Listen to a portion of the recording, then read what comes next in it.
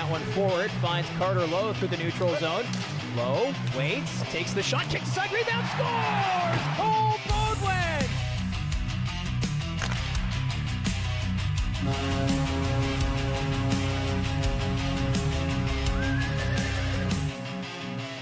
Welcome to the Kitchener Memorial Auditorium as we get ready for tonight's matchup between the Barrie Colts and the Kitchener Rangers. It's a brand new year, 2026, but this is a place that the Barrie Colts in the past, they've struggled. You mentioned it before the game. I was quite surprised how many games the Barrie Colts have dropped of late here at the Odd.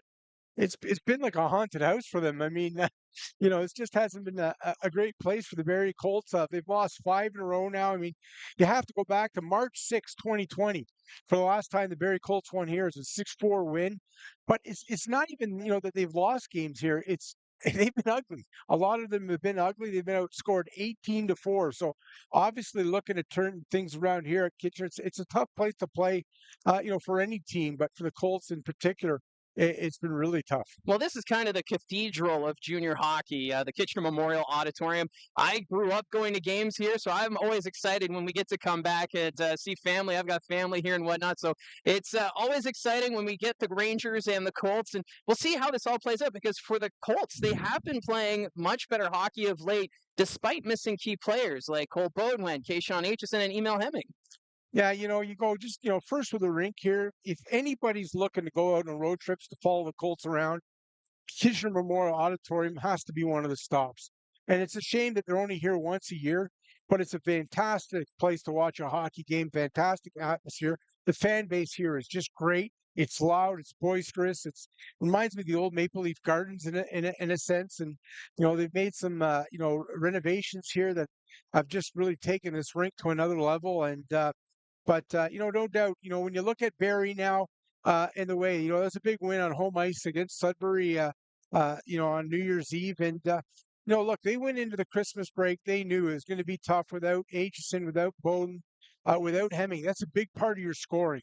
And the question was, who's going to step up or who's going to find a way? And, they got a winning record here through this little run here. They hope to continue that here tonight through the Christmas break. And, the most important thing is not only have been able to hang on to that first place in the division, but they've been able to extend the lead. Yeah, it's right now a 9-point gap on the North Bay Battalion. So for the Colts, they're less than a week away now from the OHL trade deadline. The OA deadline on January 8th, and then the OHL trade deadline the 9th. So some big decisions to be made here by Marty Williamson, and it's not being made easy by the depth players here with how they've been playing. Yeah, and again, I mean, this is an opportunity for the guys to show that, right? That they could step up and play a bigger role. And, they're getting, you get different guys are getting chances. Jaden Newton on the power play unit, all sorts of guys that can, taking on bigger roles, bigger responsibilities, and, maybe showing that they can play well. And Dylan Smoskowitz was really happy about that. It was a big question coming into this little run here, without the big guns, who's going to step up in that. And, it's a question too for the trade deadline now for Marty Williamson. He told me one of the things they're going to look at was whether they're first in the division coming out of this Christmas break. And like I said, they've not only come out of that, but they've extended the lead, and that's got to be a positive. And now when you look at the trade deadline, for me, I expect the Colts to make some additions to it. I think, yes, that Brantford, they've won the one matchup. There's no doubt the Bulldogs are tough. There's no doubt Ottawa. Ottawa's got a really good hockey team as well, and I expect them to make another move. But I think that when you look at it, there's an opportunity here, and you get a hot Ben Rebick, and you never know. Well, goaltending is what wins championships, along with the defense, and the Barrie Colts seem to have that in stride so far during this regular season. But while we have a moment, we were able to catch up with head coach Dylan Smoskowitz pregame, so we're going to join that conversation in our Coach's Corner feature presented by Mariposa School of Skating. Joined by Barrie Colts head coach Dylan Smoskowitz, our first time chatting in 2026. Are you the type of coach that does New Year's resolutions for the team? For the team, no. No, I mean, for the team, we try and win every single day, whether it's 2025, 2026, 2030, who knows? We try and win every single day. So the calendar might have changed, but our goals and our process definitely stay the same. And the team looking pretty snazzy there New Year's Eve wearing the tuxedo jerseys. What was your take on those uniforms? I liked them. I remember 1-0 in them. So again, we might have to bring him back out if we ever desperate for a win or something like that. But I think the guys liked them. I think the guys played up to, the jerseys looked good. The guys played well. So it all kind of worked out for us on New Year's Eve. So what is it? You look good, you feel good, and it kind of looked that way against the Sudbury Wolves with that 4-1 victory? I thought so, and we spoke about it before the game too, especially with our guys still at World Juniors. It's going to take a full group effort, and I think up and down our lineup, we got good efforts from everybody. I rolled all 4 forward lines, all 3 deep pairings played well. Guys are pulling in the same direction. I never really felt like the game was in jeopardy, even though they tied it up with kind of that chintzy goal there to make it 1-1. I just really liked their compete. I love the energy on the bench. I love the positivity on the bench. It just seemed like we were in control of that game. And if we were to lose it, it still would have been a game where the coaches kind of look back and be like, you know what, we can live with that. We can live without getting those 2 points because, again, we liked the process. We liked what the game was about. It was just a bonus that we ended up getting the win. And it seems like since the 3 guys went off to the World Juniors, that game was the best one as the group, or at least it seemed like from the broadcast perspective. Did you feel that way as well? I thought so. I thought we've had some good moments in games since the guys have been gone, but to really put it together, like I said, even when they scored, I didn't think that was a lull. And that's kind of been, something we've been trying to get out of our game, these lulls. We like 40 minutes, we don't like 20 minutes. We like 50 minutes, we don't like 10 minutes. There really wasn't a point in that game that I didn't like. I liked their power play, I liked their penalty kill, I liked their 5-on-5 game. It was just a solid effort for the full 60. And now you prepare to face a Kitchener Rangers team, tops in the Midwest Division. You guys got to win against these guys before, but obviously this lineup going to look a little different than what you guys saw before. Yeah, definitely. They've got some guys coming in. It always takes some time to gel, so hopefully we catch them while it's still young. But again, they are a good team. They have a big advantage here playing at home. It's going to be a big crowd tonight, which I think our guys will feed off of. I think they'll enjoy the excitement. But again, if we just look at that Sudbury game, and we've kind of been looking at the video clips as a group the last couple of days here, going through our pre-scouts, we just kept it simple. We were a hard team to play against. We kept it simple. We won our races. We won our battles. That's the same, the same recipe for tonight. Nothing crazy, nothing spectacular. Just solid, hard, in-your-face Barrie Colts hockey. And it's kind of too bad this is the only visit we do to the Odd, because this is kind of like the cathedral of junior hockey when you get a chance to play here. It's pretty cool. I mean, even I was talking to my buddy this morning. We used to coach a minor hockey team. We always came down to the Kitchener Blue Line tournament. And it just so happened on Friday night, we brought our little guys, or I think they were U9 or U10 at the time, down to the Odd to watch a Kitchener game. And now to stand behind the bench as the head coach here, it's kind of like a full circle moment for me, but even the guys too. And a lot of guys will have family in the building tonight, get to play in front of a big crowd, so we expect a big effort. So that was Barrie Colts head coach Dylan Smoskowitz with the Mariposa School of Skating Coaches Corner, and even the coaching staff. They get excited coming here to the Odd. It's quite an environment for junior hockey fans, and we'll see what's in store here tonight as the Barrie Colts make their one and only trip to Kitchener. And we saw in the chat a question about Alexander Sementsov. He's appeared in 3 games so far this season, but our understanding is he's still with the team. He's not yet rejoining the Newmarket Hurricanes. Yeah, I think, once you're on that card, if you play, you're allowed to get a player come in and play up to 5 games. And once you hit that, then you kind of burn through them. You got to use a card on the player. So, the Colts, obviously, Sementsov's still around the team. And, obviously with this, a big week ahead in terms of what moves. And, we'll see whether they decide to make some additions and return them to Newmarket, or obviously other things, or it could be right back here in Barrie, a big part of this team for the second half. And, it's been fascinating just to see how Dylan Smoskowitz, he's been very comfortable putting Sementsov in various positions. We've seen him there on the power play at times. He was even in that shootout in Brampton that, Smoskowitz comfortable with what he brings, and he's going to develop into a great junior hockey player. Yeah, he's playing in the top 6, and look, it's a much far different Sementsov that we're seeing than the one that came into camp. And look, it was his first OHL camp, and I think it can be overwhelming for a lot of players. And again, I think that confidence level come in, it's a different level.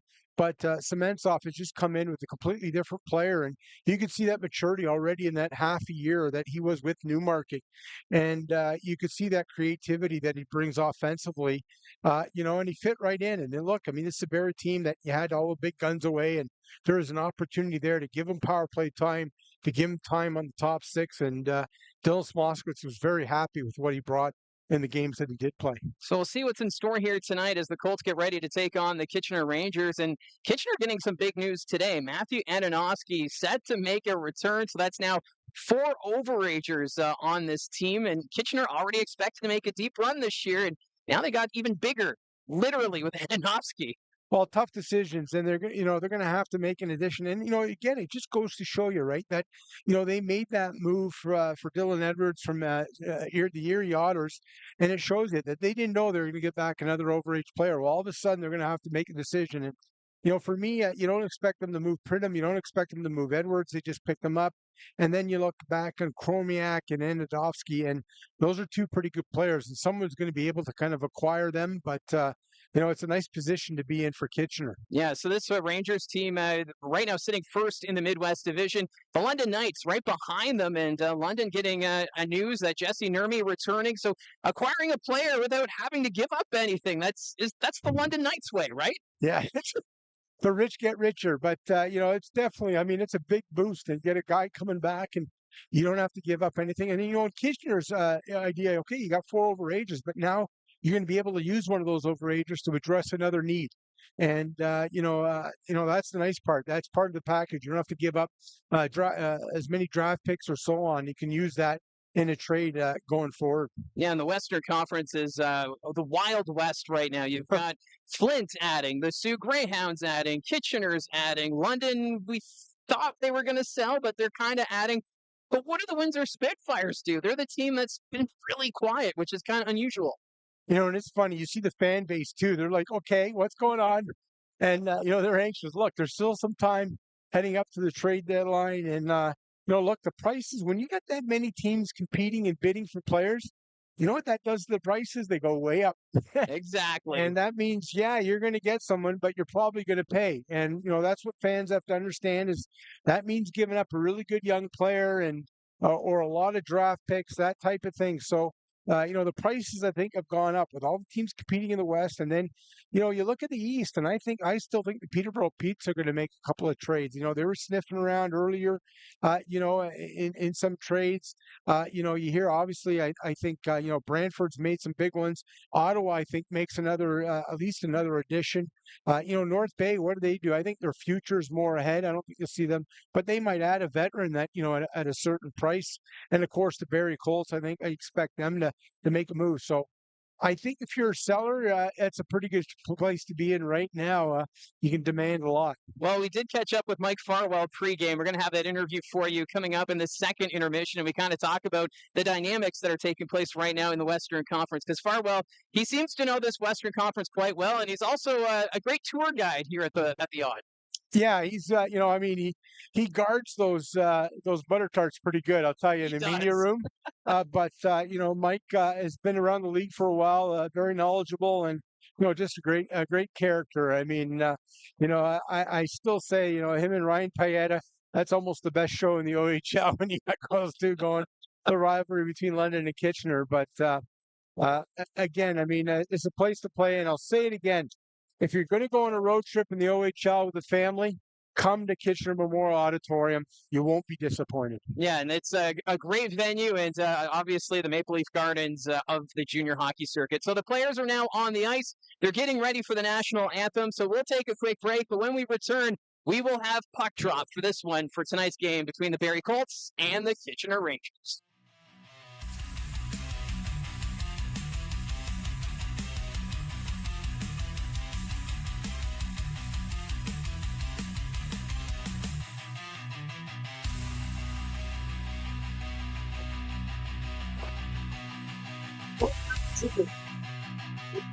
Go, Barrie.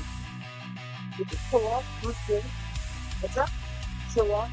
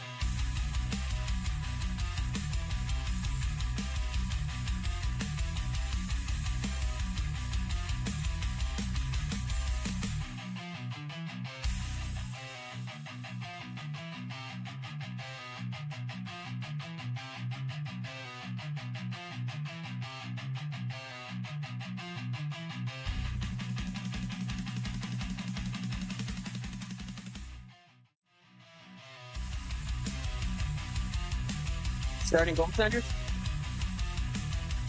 And getting a start from the Kitchener Rangers. Yeah.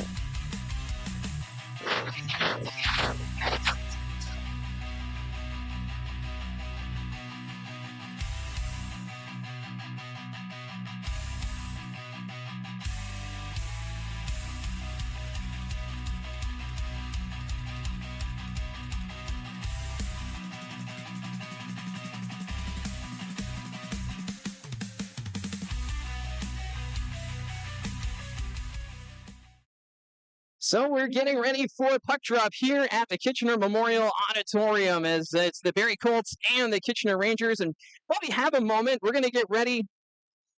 There we go. Now we're back on. We're getting ready for the broadcast here from the Kitchener Memorial Auditorium. And while we have a moment, let's take a look at our starting goaltenders. Presented by Craighurst Crossing by Georgian Communities. New homes, minutes from North Barrie, where inspired living meets small town charm. Well, we'll start with the visiting Barrie Colts. Arvin Jaswell gets the start. The 17-year-old, 6 foot, 278-pound Pickering native.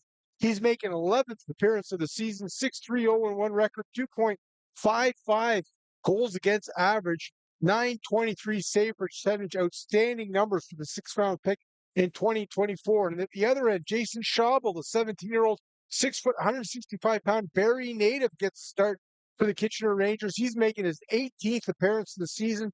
11-3, 2-0 record, 2.68 goals against average, 903 save percentage. Schaubel was a 5th-round pick of Kitchener's in 2024. Our referees tonight, we've got Nicholas Betts and Mitchell Hardy, and on the lines, Brock Perry and Owen Bennett. As we're just about ready to go here for puck drop between the Colts and the Rangers. I want to thank everyone for tuning in. I saw that Josh McCann, who's feeling under the weather, wasn't able to join us, and I guess he's missing out on those butter tarts there, Gene. Well, there you go. I mean, you pay the price, right? You don't want to make it out, and sick. You got to be on your deathbed to miss those butter tarts. Apparently. Well, we'll see if Josh is going to be able to make it to the broadcast tomorrow as the Colts are home to the Niagara Ice Dogs. But we want him to get well as we're just about ready to go here between the Colts and the Rangers. But there's a little bit of maintenance issues right now out on the ice. They had the carpet rolled out for the national anthems, and I'm wondering if maybe there's some bits out there that they just have to collect. So a bit of a delay here to start, but for Arvin Jaswell getting the start, for Dylan Smoskowitz, he has great confidence in both of his goaltenders, and for Jaswell, he's put up some great numbers as the relief goaltender here. Well, it's funny when you talk to Smoskowitz or even the players. I mean, they always bring up both goaltenders and the confidence. I mean, obviously, Horevik has been outstanding, but it just shows you the confidence with Arvin. And he had that little couple of week stretch there where he was off, he was injured. And I thought his first start, he came back. But ever since then, he's just been real good for Barrie. And a lot of confidence coming up here and giving him the start in Kitchener. So they cleaned up the ice, and it looks like we are ready to go here at the Odd as Brad Gardner is going to take the draw here for the Colts up against Christian Humphreys. And we are underway. Face-off won by the Rangers. Passmore, though, is going to send this into the Kitchener zone as the Colts get this one deep in the Ranger end. William Schneid is there, can't get a stick on it. Jack Pridham's going to skate this one out. He'll send this one across the ice. Humphreys collects it, puts that one off Passmore. He's going to flip this one to the line, not out, but they're able to follow it up and get it back into the Kitchener zone.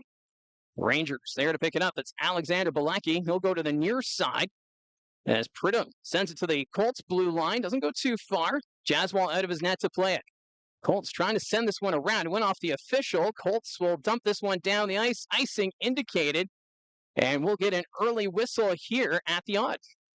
Well, Barrie Colts really good in that New Year's Eve win over Sudbury, and really they just got stronger as that game went along, completely dominated the second and third period. I think you come into this building here, an important opening 20 minutes. I mean, look, you need that 60-minute hockey game and that consistency, but that opening 20, I mean, this is a tough place to play, and you don't want to get behind here, in the big hole here early against what has always been a really good Kitchener team. And this can be a loud venue here in the Ontario Hockey League as Jaswal makes his first save of the game. Rangers send this one back to the blue line. Campbell will put this one across. There's a shot from the point. It goes wide. After that loose puck, that's Carson Campbell. Campbell's going to keep it behind the Barrie net. Tanner Lamb trying to send it out in front. He's tied up by Justin Hanser. Puck's behind the net. Gardner will send this one forward. Schneid is there for the Colts. And he'll skate this one forward and gets this to center and down the ice. He's going to go off for a change. Rangers with possession. Coming around the net was Campbell. Campbell passes this one ahead. Sherratt, the former Brampton Steelhead, tips this one deep into the Barrie zone. This is Sherratt's first game on home ice for the Kitchener Rangers after that big trade. Here comes the Colts the other way. Slander on net. Takes their shot. Stop. Rebound. And that's put wide by Jaden Newton.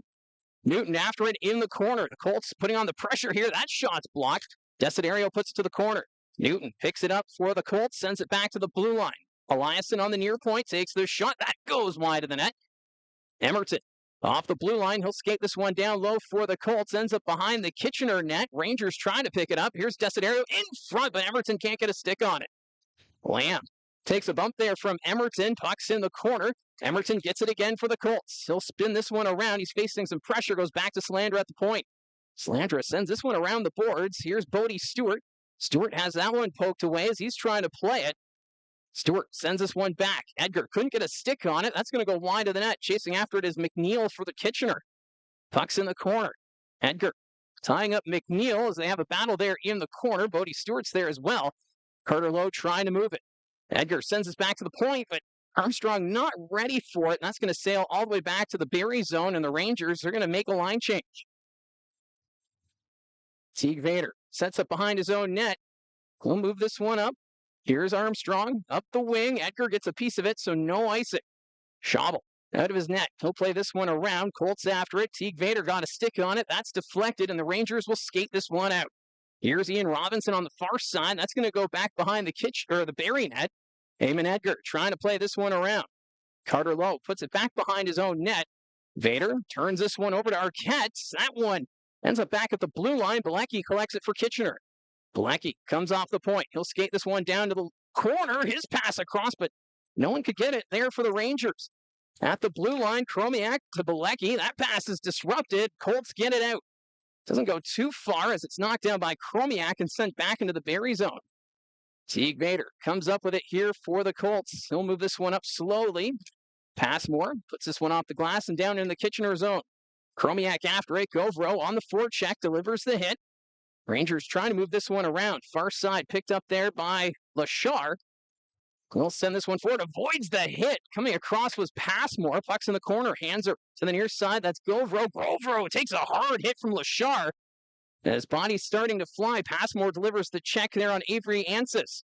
At the blue line. Campbell sends this one across. There's the shots. And Jaswal with the glove save. As I think we're going to see quite a bit of that. Lachar and Passmore, those two big bodies, not afraid to throw the body. A few big hits early on, and not a bad start for the Colts here in Kitchener. And a great opportunity early for Joe Solander and that long pass from the blue line to blue line, and that sent him in alone. And a big stop by Schabel, but not a bad start here for Barrie. And you always see these two teams, they don't see each other often. Barrie won at home in their only other meeting with Kitchener this year. I'm sure the Rangers looking to get back in this one and some physicality in this one early. Well, that win kind of was a turning point for the Barrie Colts as they were on a 6-game losing streak. They were facing Kitchener and Brantford. It looked like that losing streak was going to be extended, but the Colts dug deep and really turned things around. Kicked off a 7-game run by Barrie. You lose 6 and then you win it right back, 7 straight. But Barrie's been really good ever since. Colts trying to get this one out of the zone. It's Calvin Crombie. He'll skate this through center, carries it into the Kitchener zone. His pass across, trying to get it with Salander. Crombie's shot stopped by Schauble. Puck goes to the corner. Colts on the forecheck, delivering the hits. Brad Gardner gets it in the corner, flips it behind the net to Crombie. Schneid after it here for Barrie, but that's taken away as the Rangers will move it out. That's Dylan Edwards. Up ahead, Campbell drops it back. Humphreys can't control that pass. Now the Colts come back the other way. Calvin Crombie's got Schneid going to that. There's the pass, but it goes off the stick of Schneid. Schneid gets it again here for Barrie, down to Crombie. Crombie trying to pass it, but Zoo is in the way. Humphreys can't find it there for Kitchener. It's behind the Rangers' net. Comes to the near side. Campbell will collect it. Campbell sends this one back. Zoo ran into the stick of Schauble. His twig ends up behind his own net. Zoo's going to send this one forward. Kitchener sends this one deep. After it is Sherrod. Sherrod sends it to an open corner. Schauble now has a stick again as the Colts get it out of their own zone. Desiderio, though, putting on pressure, trying to carry it in, stays with it. Newton can't get a stick on it. Colts they'll skate it back. Sherrod over to Lamb on the near side. He's going to peel back. Gabe Sherrod, that's center ice. He's going to send it back to his defense as the Rangers try to regroup. This is going to go deep into the Barrie zone. No icing. Eliasson there to collect it.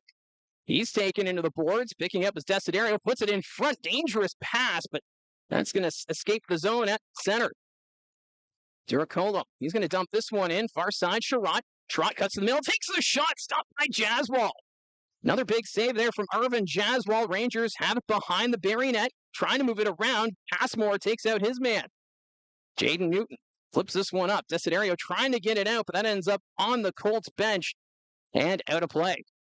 Well, a great opportunity there for Sherrod. The Rangers paid a heavy price to get the gritty forward there. And he's got pretty good hands. Nice little move to kind of sit himself out in front. And Jaswal with a big stop. But watching this Colts team, they're at their best with their forechecking and hitting. And Calvin Crombie, again, you just see the effectiveness of when he gets back into that lineup. Colts missed him for a little bit over in the month of December. But talking to Marty Williamson, when he first made that deal, I remember him telling me, Barrie fans are going to really love the way this guy plays the game. And again, he's one of those guys that he can put up, they thought with the opportunity, he can put up some bigger numbers, than what he has in the past. But first and foremost, it's that gritty play that he goes to the corners in front of the net. You need guys like that. And he's shown that. Yeah, and it's been just amazing to see that confidence he brings to the team too. When you see him throw that hit, set up that play, he does all the little things, and his teammates, they really feed off of that. And that's kind of what you need if you're going to have a team that's going to be a contender in the conference. No, that's veteran leadership, right? And some of it's vocal and some is just by showing what you do on the ice. And it's a perfect example of that. Colts move this one ahead. Here's Bodie Stewart. Stewart trying to go around the defense. Nice little move there, but the puck's knocked away from him. Now the Rangers will try and go back the other way as Ellis sends this one ahead. McNeil through the neutral zone. He loses it. Puck goes behind the Barrie net. Edgar trying to get a stick on it. Battle behind the Colts net. Eamon Edgar with that heel kick. Gets that one to the corner. Edgar can't hold on to it or can't pass it. First shot scores. Back of the net. That's Hayden Ellis. And the Kitchener Rangers have opened the scoring. Well, the Colts lose the puck in that slot area. And just like that, it ends up in the back of the net. Ellis didn't waste much time. Get that high rising shot past Jaswell. And again, good pressure by Kitchener in the zone, and it leads to the first goal of the contest here. And nice little drop pass there, and Hayden Ellis just one-timer. What an absolute rocket to the top of the net. Well, we were just talking about the forecheck of the Barrie Colts and how they were getting the job done at that far end, but Kitchener returns the favor, and Hayden Ellis gets his 7th goal of the season as the hometown team have opened the scoring. As that's going to go down the length of the ice. Icing call now against Kitchener. So the Barrie Colts facing a little adversity here in the first period. Well, again, that's the thing is that it takes just a one opportunity, and just like that, what a shot by Ellisville. I mean, that thing it had mileage on it, and that thing was just going like a rocket off the stick. No chance for Jaswell on that one. So right now the officials coming back to talk to head coach Dylan Smoskowitz. It was going to be an icing call against Kitchener, but I think they are going to bring this back to center ice. The linesman admitting he made a mistake, so we're going to do this all over again. So face off at center. Gardner is going to take the draw here for the Colts. He'll win this one back to his defense. Here's Teague Vader. Vader sends this one ahead. That goes off Schneid. Schneid sends this one deep into the Kitchener zone. Bilecki back to collect it here for the Rangers. Sends this one forward. Colts take it away. At the blue line, Armstrong takes the shot. Shovel to save. There's a crowd in front. Rangers will get this one to the line and out. Armstrong tried to get a glove on it. That'll go down the ice. Picked up now by Teague Vader. Vader drops this one back. Chromiak can't get to it. Brad Gardner will collect it now for Barrie. Around his own net, facing some pressure. Gardner still with it. Hits the brakes. Sends this one ahead. Colts will dump this deep into the Kitchener zone. Chromiak back to play it. Jakub Chromiak, former Sudbury Wolf and Kingston Frontenac.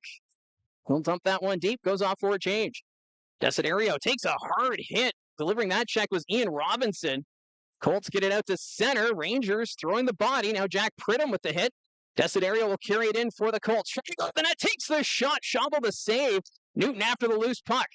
Newton trying to play it along the boards. Comes back to the line. Pridham will get it out. Rangers move this one ahead. Here's Humphreys on the far side. Pridham catches up to it. He's got a lane shot by Jaswal.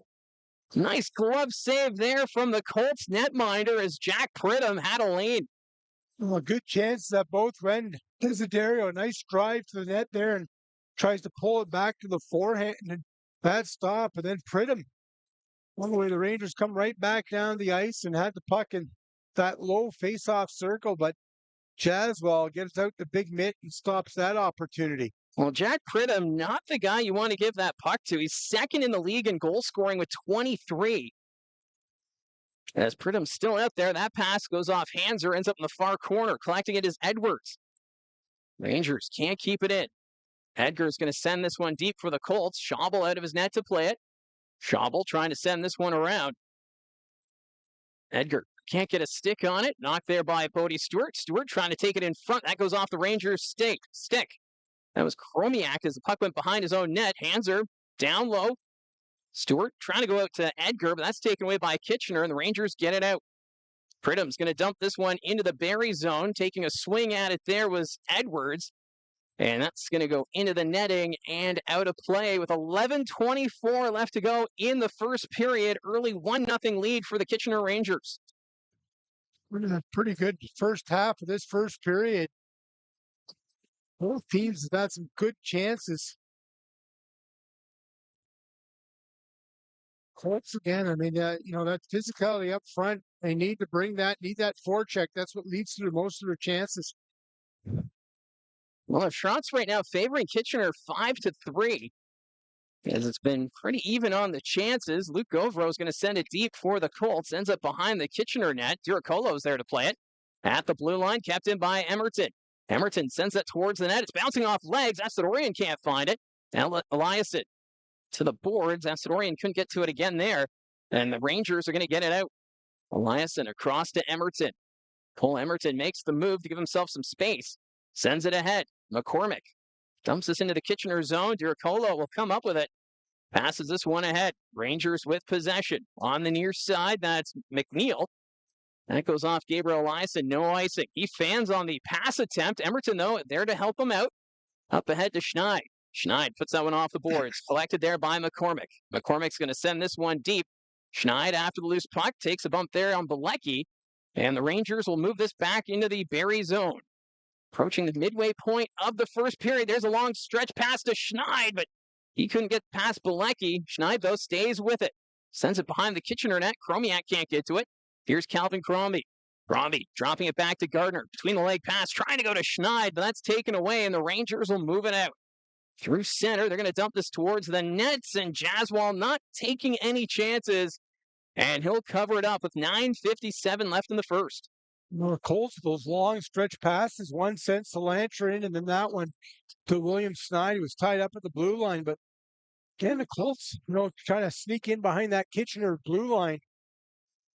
New chances. They're not afraid to make that long cross ice pass.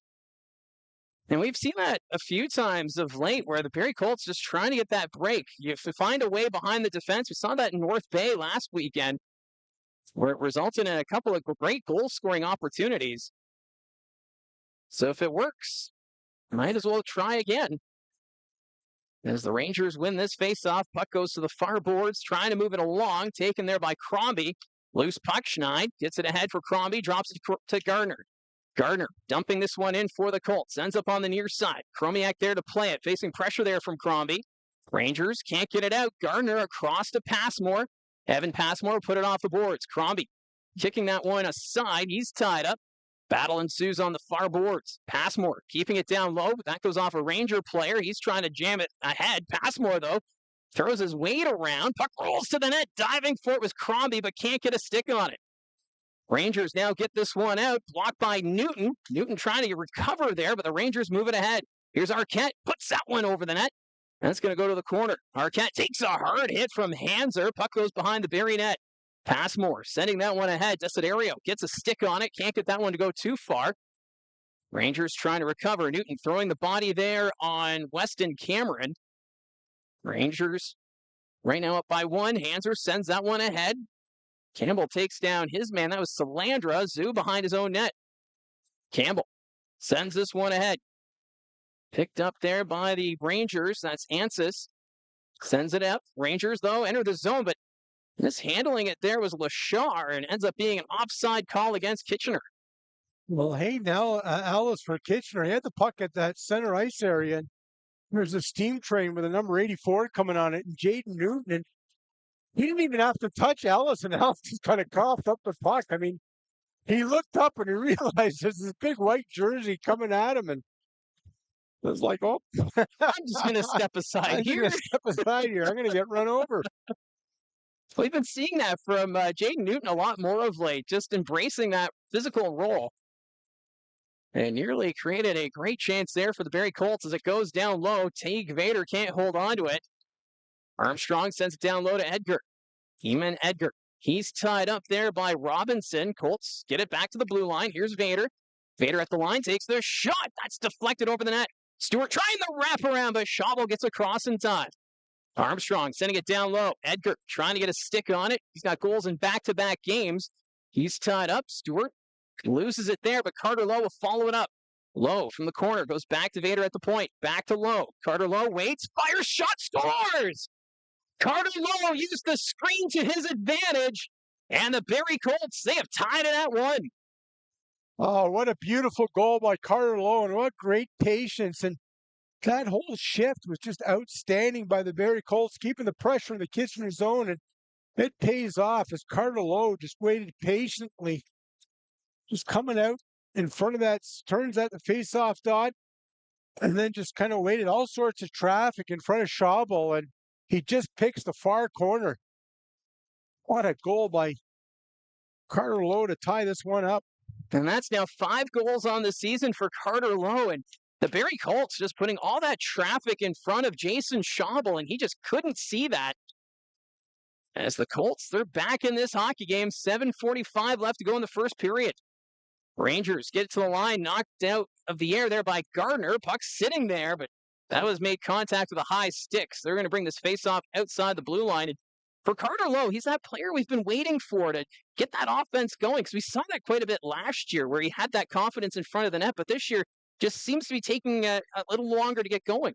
Yeah, you saw that. And again, you put pucks in the net, but just great patience there again. I mean, you look up, there's all sorts of traffic, but even before that, Teague Vader to keep the puck, he had all sorts of traffic in front of him, and he found a way to get that puck on the net. And Barrie was able to keep the pressure on, the puck in the zone, and eventually Carter Lowe, able to kind of walk out that faceoff dot and patiently kind of move into the middle slot, and gets Barrie back on even ground. So we'll get this face-off now to the left of Schabel. Brad Gardner out there again to take the face-off. As Gardner, he'll be counted upon here in this one. 17 goals on the season as he'll win this one back to Passmore. Passmore tied up there by Humphreys, battling the corner. Crombie trying to help him out. Passmore still holding that puck along the boards. It'll be our first intermission interview. Evan Passmore, the native of KW, played for the Waterloo Wolves. He's pretty excited to be back in his hometown as the Rangers will take it free and they'll move this one back behind their own net. That's Christian Humphreys. Rangers are going to take their time here. Back to pick it up is Andrew McNeil. McNeil moves this one ahead. At center, Crombie got a stick on it. The Rangers force it through into the attacking zone. Backhand pass to Pridham. Pridham shot stopped by Jaswal. Nice pad save there by the Colts netminder. Rangers, though, keep it down behind the Barrie net. Emerton's going to send it up to Schneid. William Schneid sends it across. Crombie has it in his skates. Asadorian after it, but he was ahead of the puck. And that's going to be an offside call. Well, Jack Pridham, the draft pick of the Chicago Blackhawks, I mean, he always seems to pop into a scoring opportunity. And look, that's not no coincidence. I mean, that's just a great nose for the net, great nose of where to be there. And that time, again, open on the wing there and a big stop there by Jaswal. Well, Jack Pridham listed as the second line winger with Humphreys and Edwards. But I don't know, that looks more like a top line with the way they've been playing here tonight. As that puck will come around, Rangers trying to get it out. Sherratt, his pass knocked away by Armstrong. Puck's at center. Govro catches up to it. He'll skate this one in up to McCormick. McCormick shot stopped by Schabel. Nice shot there by Jonah McCormick after his own rebound. Puck comes out of the corner. Sherratt sends this one over to Romano. Romano has that one knocked away by Armstrong, and this forces the Rangers to regroup. That pass off a skate. Romano carrying this one over. Here's Tanner Lamb. Sends this one back, but that puck was bouncing. Zoo back to pick it up. Keeps it in the offensive end. Near side Bilecki. His shot blocked by McCormick. Colts will recover, and getting it out is Armstrong. Armstrong reaches center. He's going to dump it in as the Colts are going to make a change. There's a lot of traffic between the benches. McCormick was tied up with one of the Ranger players. Play continues. Kitchener coming out from behind their own net. Marquette receives the pass. Up to Campbell on the wing. That got away from him. Hanser after the rolling puck. Teague Vader sends this one around. Salandra had it there for a moment. Vader's going to put it back behind his own net for Hanser. Justin Hanser puts it off the glass and down the ice. Puck's bouncing, went through the legs of Campbell. Salandra, after that puck, goes behind the net. Salandra gets it in the corner, back to Vader at the blue line. He'll send this back to the corner. After it is Newton. Jaden Newton from the corner. His pass deflected, rolling in front, but the Rangers take it away, but they can't get it out. Desiderio now goes behind the Kitchener net to Newton, but his stick was tied up. Rangers flip this one down the ice. Emerton's going to play it. Won't be enough for icing. Under 5 minutes remaining in the first period. Far side, that's Jaden Newton. Goes to Salandra, but the puck bounced on him. Puck goes behind the Ranger net. Salandra on the forecheck. Knocks that one free. Rangers will pick it up. Trying to move this one around is Duracolo. He's tied up, taken away by Newton. Jaden Newton from the corner. He's tied up by Duracolo. Loose puck low. Back to the point. Kept in by Emerton. Puck bounces behind the net. Here's Carter Lowe. Carter Lowe takes the bump there from Robinson, puts it in front, but no one there for the Colts, and that's going to sail all the way back to their own net. And they're actually going to call this icing. I thought it was a Colts player that passed it, but either way, they're going to bring this face-off back. I think that was a Barrie player, so the Colts might be getting a break here, and now the officials are at center ice, and I wouldn't be surprised. Yeah, it looks like they're going to get the face-off at center ice, but pretty good first period here by the Barrie Colts, and some good opportunities. How about Jonah McCormick? I mean, you talk about these young players, at that halfway point, just the development from the start of the year, and McCormick's one of those guys. Great shot to score against North Bay, and there again, he comes over the blue line. Nice little move to kind of, change the angle of it, and a pretty good shot. Yeah, he's just been another level here, just getting that extra ice time and that confidence. And we saw it last year too. We saw him with that physicality, and you knew that what he was going to grow into. And we're now seeing those results as he's starting it a little more in that offensive zone. It's just amazing. That's one of the fun parts of watching junior hockey in these players. It's just the development of these guys. You know, they come in the league and look, I mean, the game's a lot faster. There's big change. If you're not familiar with your teammates, different responsibilities. And, you know, you get halfway into this first season for a lot of these guys and you start to see it all of a sudden start to click. And, you know, Edgar's got goals in back-to-back games here. And, you know, a lot of young talent on this team. McCormick, another guy, like you said, that power forward prototype. And we're starting to see that with Yona. So they did bring the faceoff out to center ice. Colts get it towards the net. That goes off Edgar and into the corner. Eamon Edgar trying to play it here. He's tied up by Robinson. Rangers recover to the line. Not out. Kept in by Vader. Good work there by Teague Vader. Low. Had it for a moment, but that's knocked back into the Barrie zone. Ethan Armstrong backtracking. He'll set up low on the near side. Low up the wing. Stewart got a piece of it. McNeil sends it forward for Kitchener. Trying to carry it in is Ansis. He's hit there by a pair of Colts. Barrie with possession behind their own net. That's Armstrong up to Edgar. That's out of his reach. Bilecki takes the shot. Jaswal makes the pad save. Armstrong along the boards. He's tied up. Carter Lowe digs it free. Back to the point, but not out. Here's Chromiak on the near point. They'll come back to the middle there. Sets up Zoo. Takes the shot. Glove save. Jaswal can't hold it. Colts get it out, though. Here's Eamon Edgar. Edgar sends this one deep. Not icing, as the Colts will make a change. Chromiak back to collect it here for Kitchener. 3 minutes left to go in the first period. Tied at 1. Shots favoring the hometown Rangers 8-6. As Humphreys sends this one back. Edwards couldn't get a stick on it. Puck's going to come around. Chromiak sends this one back. Humphreys behind the net. He's knocked down. Puck knocked out of the air. Humphreys turns it over. Gave that one to Crombie.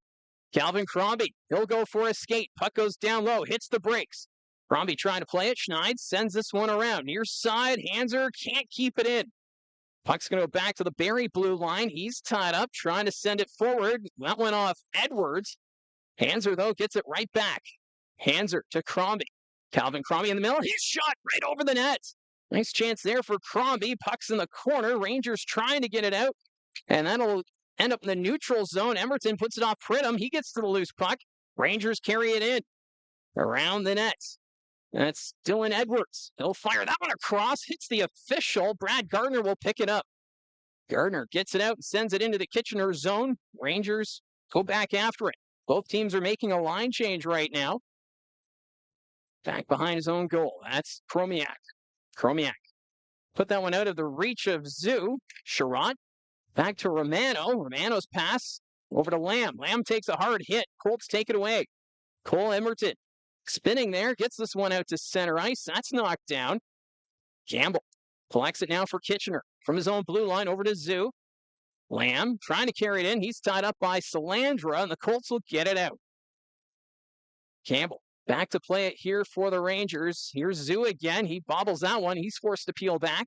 Desiderio there on the forecheck. Chasing after it. Puck comes the near side now. Sherratt sends it back to Zoo. Jaden Newton on the forecheck. Delivers the hit there. Colts putting on the pressure as Sherratt forced to go back behind his own net again. Puck sent out to center ice. Eliasson, he's there to pick it up as we're now in the final minute of this first period. Tied at 1. Jaden Newton carrying this one in.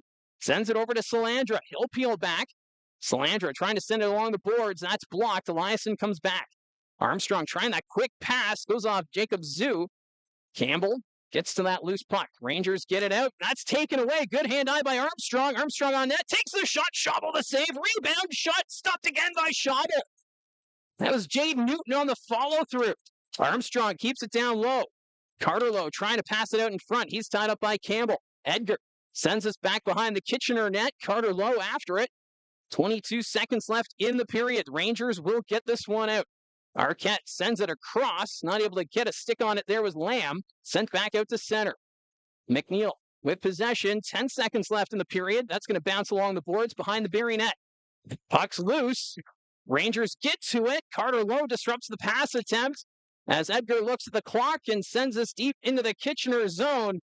And that'll do it for the first period. It's a pretty entertaining affair between the Barrie Colts and the Kitchener Rangers. Well, that was a really good first period by Barrie here in Kitchener, and lots of chances. And what a play by Armstrong there right before the end of this first period. Just kind of read that play perfect, pick it off at center ice, and led to a great opportunity for Jaden Newton. But again, this Barrie team, I mean, they're playing. That's the way you want to play and have success here in Kitchener is the way they play that opening 20 minutes. And I know we've talked a lot about the success of the forecheck of the Barrie Colts, but what about the defense? You mentioned Ethan Armstrong with that chance, but even Teague Vader riding that blue line, keeping the pucks in the offensive end, and it's giving Barrie those chances and keeping Kitchener on their heels. Again, you get Kayshawn Aitchison away. What does it do? It gives more ice time to these young guys. And, we've talked so much about Edmonton, but even Vader and Armstrong, again, you see that a little bit more development time. They get some games under, you get a little bit more comfortable. Those nerves kind of go away and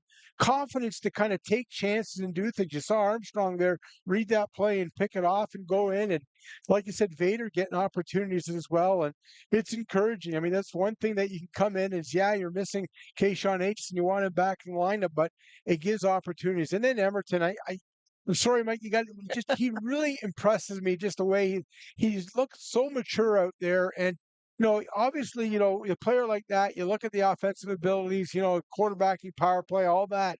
But what's really impressed me with him is just how far his defensive play has come. His ability, again, he's not a big guy, but he just reads plays, knows how to position himself well to battle for the puck. And again, just an impressive start here by Barrie here tonight. Well, obviously, Barrie Colts fans, they want to see Kayshawn Aitchison back on the ice. They're happy for what he's doing with Team Canada at the World Juniors, but they want to see him back with the Colts. But with that departure, that's given us a chance to see what other defensemen can bring. We talked about Gabriel Eliasson a couple of games ago. He's getting more ice time, but another is Evan Passmore, and he's got that size. He's got that, that ability to, read the play. When do you throw that big hit? When do you engage with the opponent? And with Aitchison away, we're seeing, I think, another level of that here from Evan Passmore. Yeah, look, I mean, we know Eliasson's going to bring that physicality in Aitchison. And, again, Evan Passmore, another big body, a big part of that three. And, we saw it last year when, the same time that Bo Akey went away, right, with Bertucci kind of taking that big step. And I think for Passmore, he realized, all right, I'm the guy here now. I'm kind of the leader of this group back here. And you're seeing the physicality. And there's no doubt you come here, you're playing at home. But Evan Passmore, again, is just one of those defensemen, the old meat and potatoes guy. But you really love meat and potatoes when he plays like that. Oh, exactly. He's just got 1 goal, 1 assist, but he's the New York Rangers prospect. And before the game, had a chance to catch up with Evan Passmore, who is very excited with his 15 friends and family here at the Odd. He was excited for this one. So here's our conversation before the game with Evan Passmore.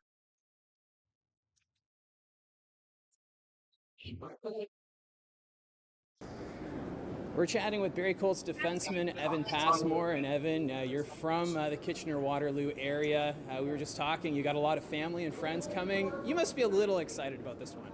Yeah, no, I'm super excited about every game. I can't think. When I get the chance to play in front of more of my family and friends, it definitely makes it a little more exciting. So I grew up watching games here, so it's exciting to be back.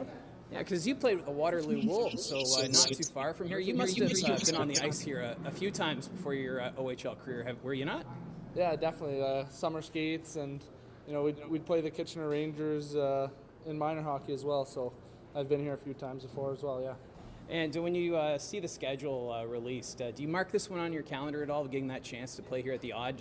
It's the cathedral of junior hockey, it seems.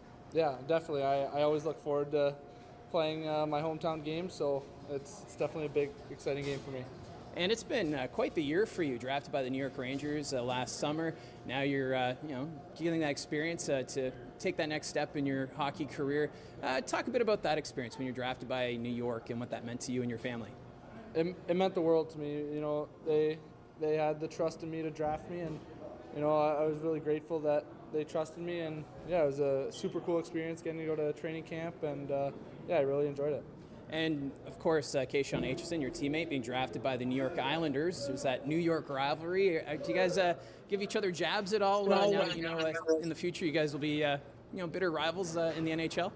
No, there's not been a whole lot of that. It's all friendly with us. And for this season, you guys right now first in the Central Division, coming into the new calendar year. You guys seem to be figuring things out. You guys have some good chemistry. I know you're missing 3 guys at the World Juniors right now, but it seems like things are coming along for the Barrie Colts. Yeah, definitely. I think we're having a really good season. we're all happy, but we want to keep getting better every day in practice and keep working as a team. So yeah. And you guys had that big win at home New Year's Eve against the Sudbury Wolves. You guys were wearing tuxedo jerseys. What were your thoughts about those uniforms? Yeah, I think our equipment guys did a great job at getting those jerseys ready for us, and I enjoyed wearing them. Do you think you guys should be wearing tuxedo jerseys more often? I think once a year is enough. Yeah. Now you guys are playing Kitchener, who are top in the Midwest Division. What do you guys have to do to prepare for this game? I think we got to stick to our game plan, and we got to work really hard out there and do what we've been learning in practice and working on, and see how it goes. Yeah, we're really excited for this game.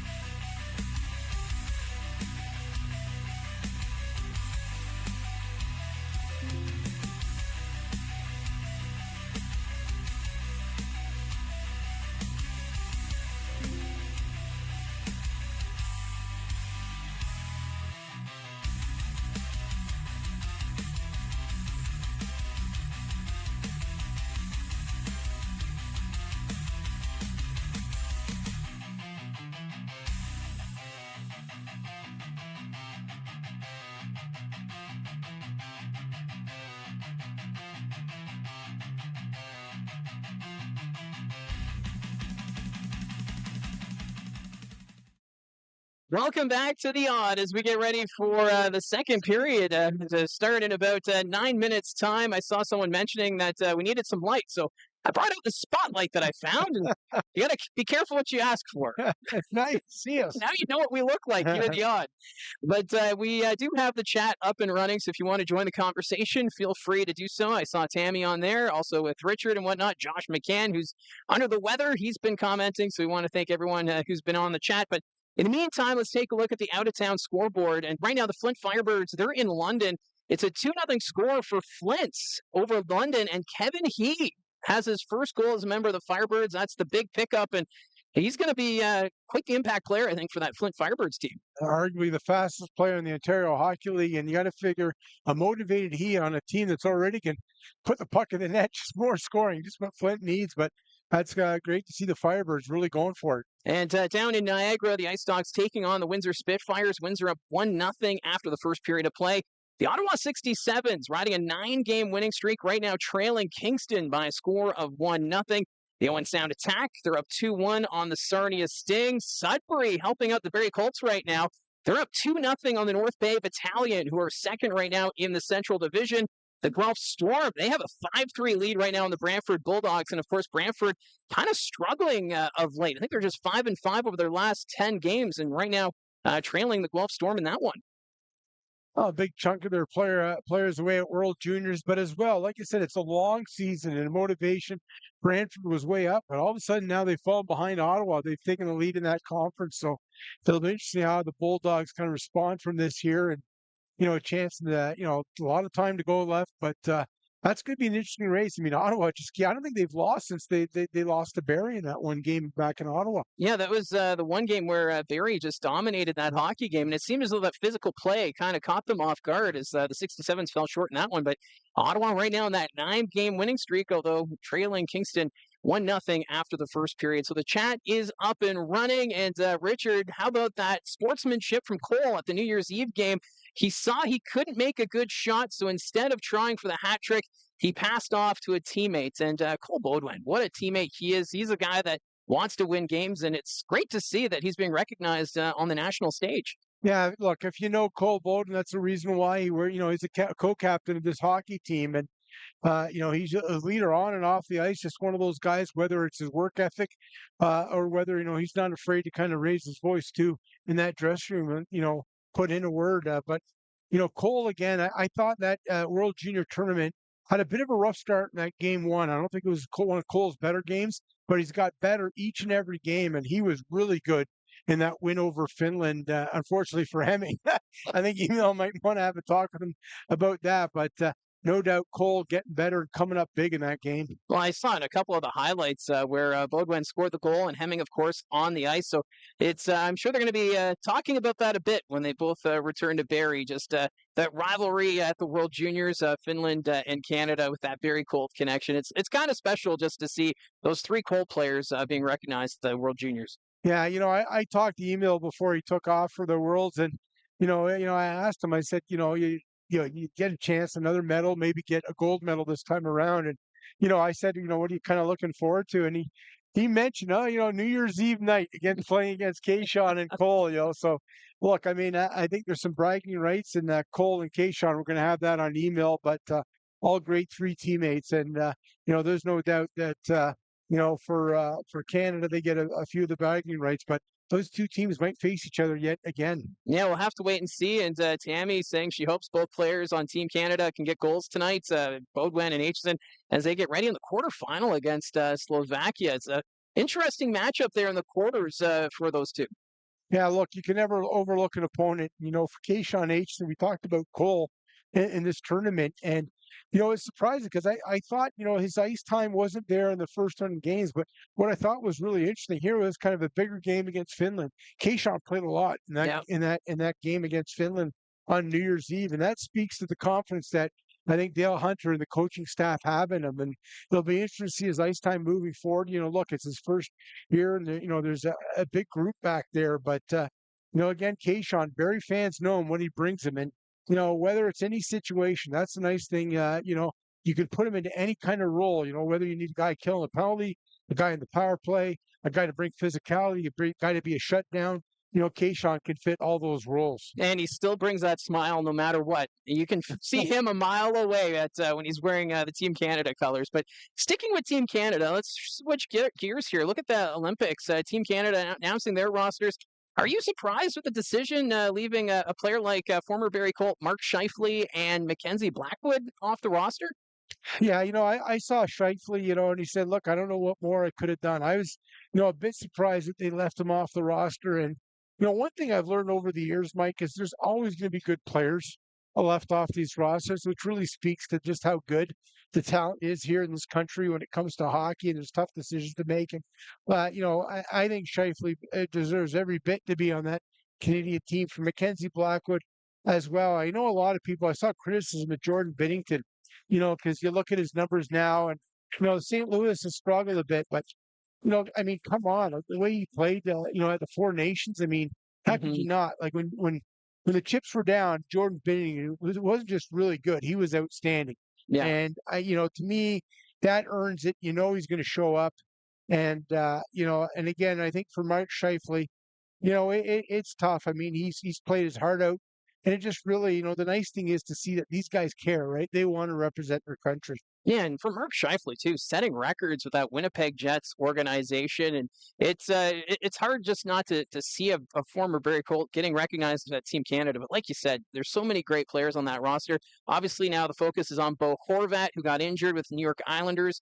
Will that affect his play with Team Canada at the Olympics, or does that open a spot? And maybe would Mark Scheifele be that player that could be considered as a fill-in in case there are any injuries? Oh, Mark Scheifele, another guy, Sam Bennett. I think that really surprised me to leave him off, and especially with the Kachuk brothers at the other Yeah. side of the rink. Now, you obviously got Tom Wilson going in there, but I was really, if there's one guy I was really, really surprised was Sam Bennett that he was left off. And again, look, like I said, one thing, it's really tough. It's really tough. You got so many different things, and coaches like certain players.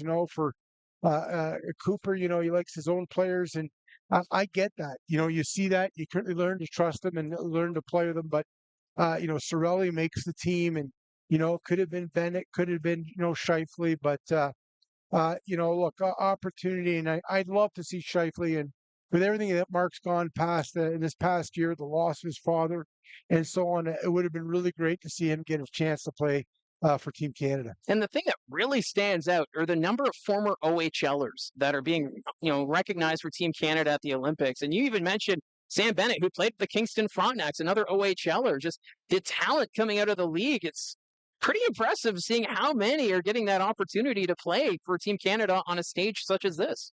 Yeah, it's just, and that's all part of junior hockey, right? The family, the fans know this, right? You get to see these guys when they're young, 16, come into the league, and it's just really fun watching them develop and and take their games to the levels that maybe you never even imagined. I mean, obviously there's the guys come into the league, the Aaron Ekblads that are going to be really good, and they come with a lot of hype, even the Mark Scheifele's. But it's fun watching some of these other guys that come off the radar a bit, and all of a sudden they become really good NHLers. And it's the fun part about junior hockey, and for anybody, it's why junior hockey fans watch it.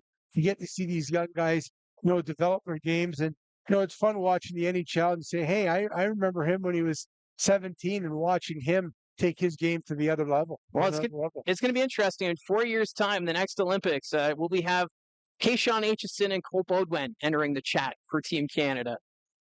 Maybe. Never mind when the first time they face each other, right? And yeah. Former teammates and stuff. That's always a great part, and again, Bodwin, I think he's one of the most NHL ready guys just with his work ethic, his ability to play at both ends of the rink. And, Aitchison, as well. Look, he went into his first camp this year, and, there's a character guy that, you'll want to see succeed. So we're getting ready for the second period of play here from the Odd. It's a 1-1 hockey game between the Colts and the Rangers. Your goal scorers for this one is Ellis, and for the Barrie Colts, Carter Lowe, as we'll get ready for this. And yes, seeing in the chat the questions about the OHL trade deadline. The OA deadline will be January 8th. And that's at 12 noon on January 8th. And then January 9th is the rest of the OHL trade deadline. So that is coming up in 1 week's time. Normally it's January 10th, but with the 10th being a Saturday, they moved it up a day. So 1 day earlier than usual for the OHL trade deadline. So stay tuned for that. As this second period now underway, the Colts already get it deep in the Kitchener zone. William Schneid will send this one around back to the point. Panzer sends this one back behind the Kitchener net. Crombie after it. Bilecki will pick it up. He's going to send this ahead to Humphreys. Humphreys flips this one down the ice. Passmore is going to come back after it for the Barrie Colts. He sends this one around. Crombie at his own blue line gets this one out. Sends it over to Gardner. Brad Gardner carrying it in. Trying that toe drag, but the puck got away from him, and the Rangers get it out. Here's a 2-on-1 developing for Kitchener. There's the shot wide of the net. Diving there was Passmore. Kind of disrupted that chance. Calvin Crombie gets this one ahead to Gardner. Gardner trying to send it ahead. Picked up by Crombie. Shovel the save. He bobbled it a little bit, but he's able to cover it up. But great jump there. Evan Passmore kind of breaking up that 2-on-1. Well, good chances at both ends. The Colts come right back, and Crombie gets the puck in the slot, but Again, Arvin Jaswell and Passmore, you talk about it coming home ice and his hometown, and he's had a pretty good opening period, and he picks up right where he left off here to start the second. Yeah, Passmore said he had this one marked on his calendar as soon as the schedule was released. And yeah, the Passmore clan, I think he said 15 friends and family are here at the Odd. He's asking teammates for tickets and so on. Can I have your tickets? Face-off won by the Rangers. Lamb will get this one down the ice, chasing after it. Here is Eliasson. Eliasson reaching for it. They'll take Blechy into the boards. Armstrong trying to knock it free. The Rangers have it back at the point. Dericolo can't hold it. And the Colts will get it out. Here's Desiderio. Skates it on the far side. His shot on goal. As Schaubel gets that glove up, and he's able to hold on to it. Nicholas Desiderio, and again, his first year with Barrie, the American, and again, you talk about the grit, and talking to Marty Williamson, when they build a team, they want to have a team that's tough to play against, and that's that physicality. You look at the guys, a guy like Slander doesn't mind hitting. You bring in Desiderio, there's that physicality, that big blue line, and it's part of their makeup and their DNA, and they think that, hey, when we're playing our best, it's because we're physical up front. Well, Dylan Smoskowitz has said it. He wants his team to be hard to play against, and you see that with that forecheck as the Rangers get this one ahead. Here's Lamb on the wing, passes it across, but blocking it was Edgar. Puck's in the corner. Eamon Edgar trying to dig it free. It's between the skates of Vader. Hands are able to collect it. Gets this one forward. Low knocks it ahead. Chasing after it is Edgar. Cutting him off, though, there is Campbell. Colts recover. Bodie Stewart takes the shot. That goes over the net. Sherratt chips this one ahead. Tanner Lamb's going to skate through the neutral zone. Lamb trying to get around Stewart. He's forced to the outside. Lamb stays with it. Back to the point. Chromiak takes the shot. Blocked in front. Sherratt comes up with it again here for Kitchener. Comes back to the blue line. Gabe Sherratt with a shot. That's stopped there by Jaswall into the corner. Vader comes up with it, trying to keep it away from Romano. Vader sends this one across. Picked up by Stewart. Long pass. Diving for it was Edgar. That effort will get the puck down the ice, and the Colts can make a line change. Rangers move this one ahead. Eliasson will take that one away from the Ranger forward. Passmore behind his own net. Sends this one around. No one there for Barrie. McNeil at the point. Keeps it in. Rangers, though, can't control the pass. McNeil, great effort. Keeps it in play. McNeil takes it down low. Sends it behind the Barrie net. Eliasson flips this one forward. Colts move it out. Ends up in the neutral zone. Dericolo can't get that one to go far. Forcing his way forward is McCormick. Sends it behind the Kitchener net. Asadorian after that loose puck. It's in the corner. Colts trying to dig it free. That's Govro in the middle. Dericolo sends it forward. Rangers get it out. Eliasson from his own blue line. Arquette trying to tie him up. That goes back into the Kitchener zone. Schaubel leaves it there. Asadorian trying to catch up to it. Schaubel decides to play it. At the point, Armstrong, but he can't keep it in. That's going to go back into the Barrie zone. Armstrong gets to it. He'll send it over. Justin Hanser, long pass, finds Gardner on the wing, winds up. His shot stopped by Schaubel as he got the shoulder up. As Brad Gardner caught there behind the Kitchener defense and nearly took advantage. Again, one of those long stretch passes to Gardner at the blue line. But how about that play by Eamon Edgar? And you look at that again, he dives to get a piece of that puck. Without that, what it is, it's icing and you can't get the line change. What does he do? He keeps that play alive, keeps that puck, make sure there's no icing, and then that way they can get the line change and they don't get caught winded having to take a face-off in their own end. Well, Smoskowitz keeps talking about the little things, and that's a part of it. Eamon Edgar diving there to keep the play alive and helping out his teammates get that line change, which is crucial. As there's a face-off here to the left of Schaubel, won by the Rangers. Chromiak will send it forward. Rangers get it out and down the ice. Armstrong trying to play it. Vader can't get a stick on it. Puck's just sitting there. A pair of Rangers skated over it. Ends up back at the Kitchener blue line. Chromiak sends it ahead to Robinson. He's trying to bat it ahead. Ends up back in the Kitchener zone. Robinson loses it at center. Crombie. There's a collision. Crombie lost his glove in the process, and the Colts put this one over the glass and out of play as we're approaching the 4-minute mark of the second. Pretty much what you expected between these two teams, kind of a close, tight-knit contest. And, that's the games that Barrie is going to win. I talked about Smoskowitz, that ability to win these close, tight games. And And what they're doing is they're much better than the start they had, where they're getting the wins now as opposed to losing and winning those close games. And in another one here tonight. Colts again get it deep into the Kitchener zone. Crombie will come back to the point. Crombie dropping it there to Passmore. Passmore can't get that one to go too far as Robinson sends it ahead and down the ice. Chromiak chasing after it as he beats out the icing call. Crombie is tied up. Puck picked up by the Colts. Gardner, that's deflected, and that's going to go over the glass and out of play. 15:39 still to play here in the second period. Again, you see it come after Christmas, and you wonder, that last game before the Christmas break, then in that first game after the Christmas break, how are you going to do, right? It's as the turkey settled in and so the Colts picking right where they left off and had that tough loss to London before the Christmas break and pretty good wins against Fort Bay and Sudbury. It was looking pretty rough at the end of the first half of the regular season. Just one goal in those 3 games for the Barrie Colts, but the offense has come to life. Here to start the second half, Rangers have it in the attacking zone. There's the shot. Jaswal makes the glove save, and he'll hold on to it here. A nice stop there by Jaswell. Pridham just kind of hit the brakes suddenly. You're trying to catch Jaswell unaware, and Jaswell in position. So we'll get the face-off here to the left of Arvin Jaswal. Jaden Newton's going to take the draw for the Barrie Colts up against Christian Humphreys. Newton's going to be tossed out, so in steps Nicholas Desiderio. Face-off one by the Rangers. Quick shot and a nice glove saved by Jaswal right off the draw. As that was a drawn-up play there for the Kitchener Rangers. Young Arvin Jaswell, I mean, he just looks so confident, ready, always in position back there.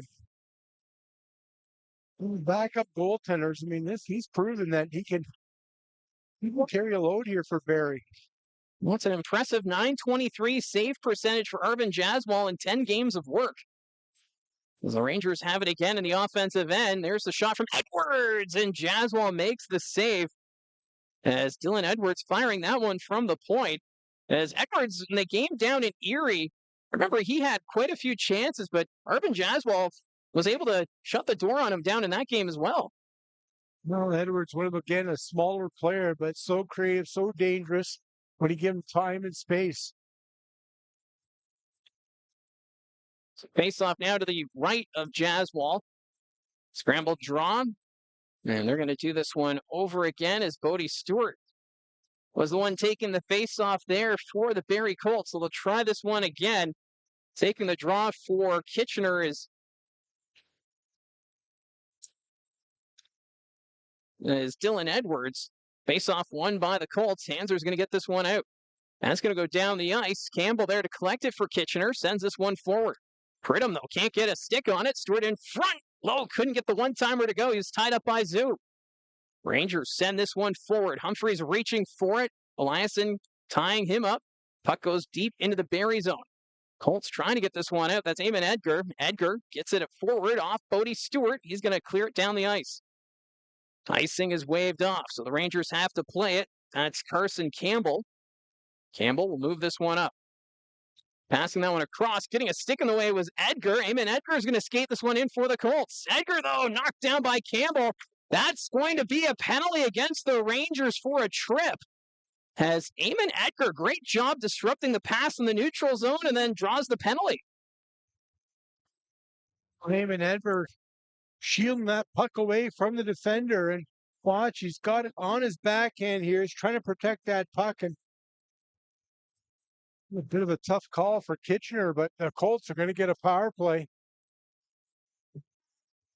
Was Edgar ends up going down, getting knocked down, but I thought he was kind of stick on the puck there. He knocked it away, but Kitchener fans don't like it. But the Colts are going to get the first power play of this contest. Yeah, that's just the first penalty of the hockey game, and this power play for the Barrie Colts brought to you by Frontline Hockey Apparel. You can find them at frontlinehockeyapparel.com. The Colts power play right now 5th overall in the OHL at 22.8%, while Kitchener's penalty kill right now sitting 7th at 80.3%. Rangers get it out of the zone quickly. Cole Emerton will skate this one in. Emerton along the boards, trying to shovel this one to the corner. Kept in by Salandra at the point. Joe Salandra from the half boards. Passes this one across. One-timer. Shovel comes across as that was Brad Gardner getting that shot from the left faceoff dot. Well, nice job there by Salandra just to walk into that top of that faceoff circle and right across the slot to Gardner. Again, just great patience. Saw the open lane to Gardner and he kind of bobbled that, wasn't able to get it up right away. And I think that gave Schaubel a bit of time to get across that blue paint. So face off to Schaubel's right, won by the Colts. Emerton has it at the point. Here's Emerton again. Over to Salandra. His shot wide of the net. Didn't get all that. Crombie's going to send it back to the blue line, but Emerton couldn't get there in time. That puck's going to sail back into the Barrie zone. A minute 19 remaining on the power play. Emerton reaches his own blue line. Drops this one back to Salandra. Joe Salandra up to Gardner on the wing. Gardner hits the brakes. Lost the handle of it. Now there's going to be a penalty coming against the Colts. It's going to be a high stick on Gardner.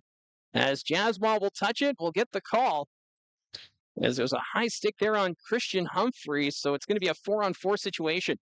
Well, Gardner kind of overskated and reached back and stick gets into the face of a Kitchener player, and that'll do it for the Barrie power play. And a minute 2 of 4-on-4 hockey before the Rangers will get their first power play opportunity. So we'll see if it's a 2 or a 4. I didn't see any indication. Yes, it's going to be a 2-minute penalty to Brad Gardner. So a minute 2 of 4-on-4 hockey. But it was a promising start to that power play for the Barrie Colts, moving the puck around. It was just a couple of bad bounces that the Colts not able to recover from. Well, they were able to get it into the Kitchener zone and kind of set things up and move the puck around. And a bit of 4-on-4 as Gardner kind of just overskated that one, and then the stick got up high. And he kind of knew right away too. You know, you could see he wasn't much big of a protest there. Brad Gardner just kind of recognizing that, hey, I got the stick up. Yeah, he knew right away. He wasn't going to argue it. He was already starting to make his way to the penalty box here at the odd. As we'll get this faceoff brought back into the Barrie zone. So minute 2 of 4-on-4 hockey. Faceoff to the right of Jaswal. So a lot of room to work with here for these two teams. As right now the officials coming over to have a conversation in front of the Kitchener Rangers bench. Looks like Kitchener just trying to figure out who they want to add on late. So we should be good to go here as Eamon Edgar, it looks like, will take the draw here for the Barrie Colts up against Dylan Edwards of the Rangers. Colts get to it off the draw, but then Edwards digs it free. Edwards in the corner trying to keep it away from Vader. Edwards comes back to the point, keeps it away from Vader. Edwards near side for Pridham. Pridham toe drag, puck rolls to the net. Colts able to pick it up. That's Eamon Edgar. Edgar behind his own net gives it to Vader. 42 seconds left in the penalty to Carson Campbell. And then the Rangers will go on the man advantage for 58 seconds. Here's Edgar. He'll skate this one in. Hits the brakes. Vader couldn't get a stick on it, so Edwards is going to skate it up. 2-on-1 here for Kitchener. Sends it across and over the net by Pridham. Jack Pridham had that top shelf, but got too much under it. Chromiak back in his own zone. Trying to set up Pridham. He's knocked down. Fans want a penalty, but none coming. Hanser has it in the Kitchener zone. He's going to take some time off the clock. Sends it over to Schneid. Schneid waits, fires, and Schaubel makes the save as he's going to hold on to that one. Schneid looked up and he had the puck all alone in that high zone. And chance here, and of course all the officials in the crowd, they had play made there, and all 8,000 of them, I believe it is. 8,000 officials here at the odd.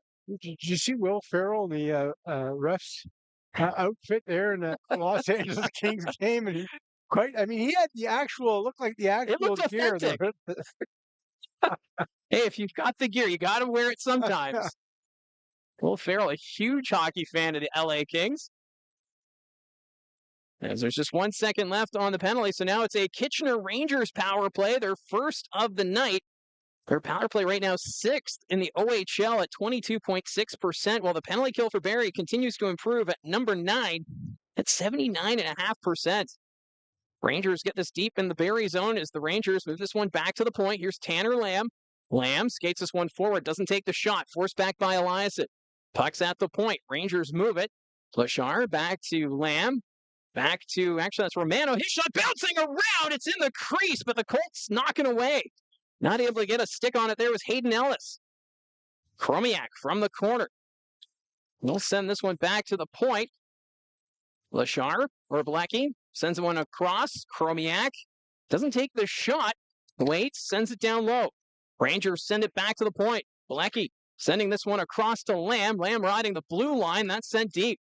Passmore gets a stick on it. He's able to hammer this one down the ice. But it made contact with a Ranger player, but that comes as the penalty has expired. Colts, Kitchener getting the puck in the zone, but look at that opportunity there, and that just Hayden Ellis is trying to knock it out of the air. His left hand, it ends up going behind the net, but puck bounced around in front of the Barrie net. Hayden Ellis, he's already the goal scorer tonight for the Kitchener Rangers. He opened the scoring in the first period. So we'll get the face-off here to the right of Jaswal, won by the Colts. They'll send it back. Hands are behind his own net. That's deflected. Edgar comes up with it, puts this one off the glass and down the ice. Bodie Stewart after the loose puck. Stewart going around the Kitchener net. He's tied up. He's hauled down. Colts want a penalty, none coming. Edgar's shot stopped by Schabel, and big rebound. Hanser keeps it in play. Ends up behind the Kitchener net. Stewart takes a run at his man. At the blue line, kept in by Emerton. His shot wide of the net. Stewart tried to get a stick on it. In front, poked away by Zoo. Edgar fires, blocked again by Zoo, and that's going to go back into the Barrie zone. Zoo trying to get a stick on it. He's knocked down, and that's going to be a penalty against the Colts. Actually, no, it's coming against Kitchener. Here's Carter Rowe. Takes the shot. Schabel the save. We'll see what the penalty is here. He's pointing at Zoo for slashing. Now we get a crowd in the Kitchener Rangers net. As that's Campbell. He's getting a little frustrated here for the Kitchener Rangers. I thought that was going to be a penalty against the Colts. Let's just see, too, and is after the play. I thought that was an unnecessary penalty by Barrie after the play had been kind of broken up, but it ends up being on Kitchener.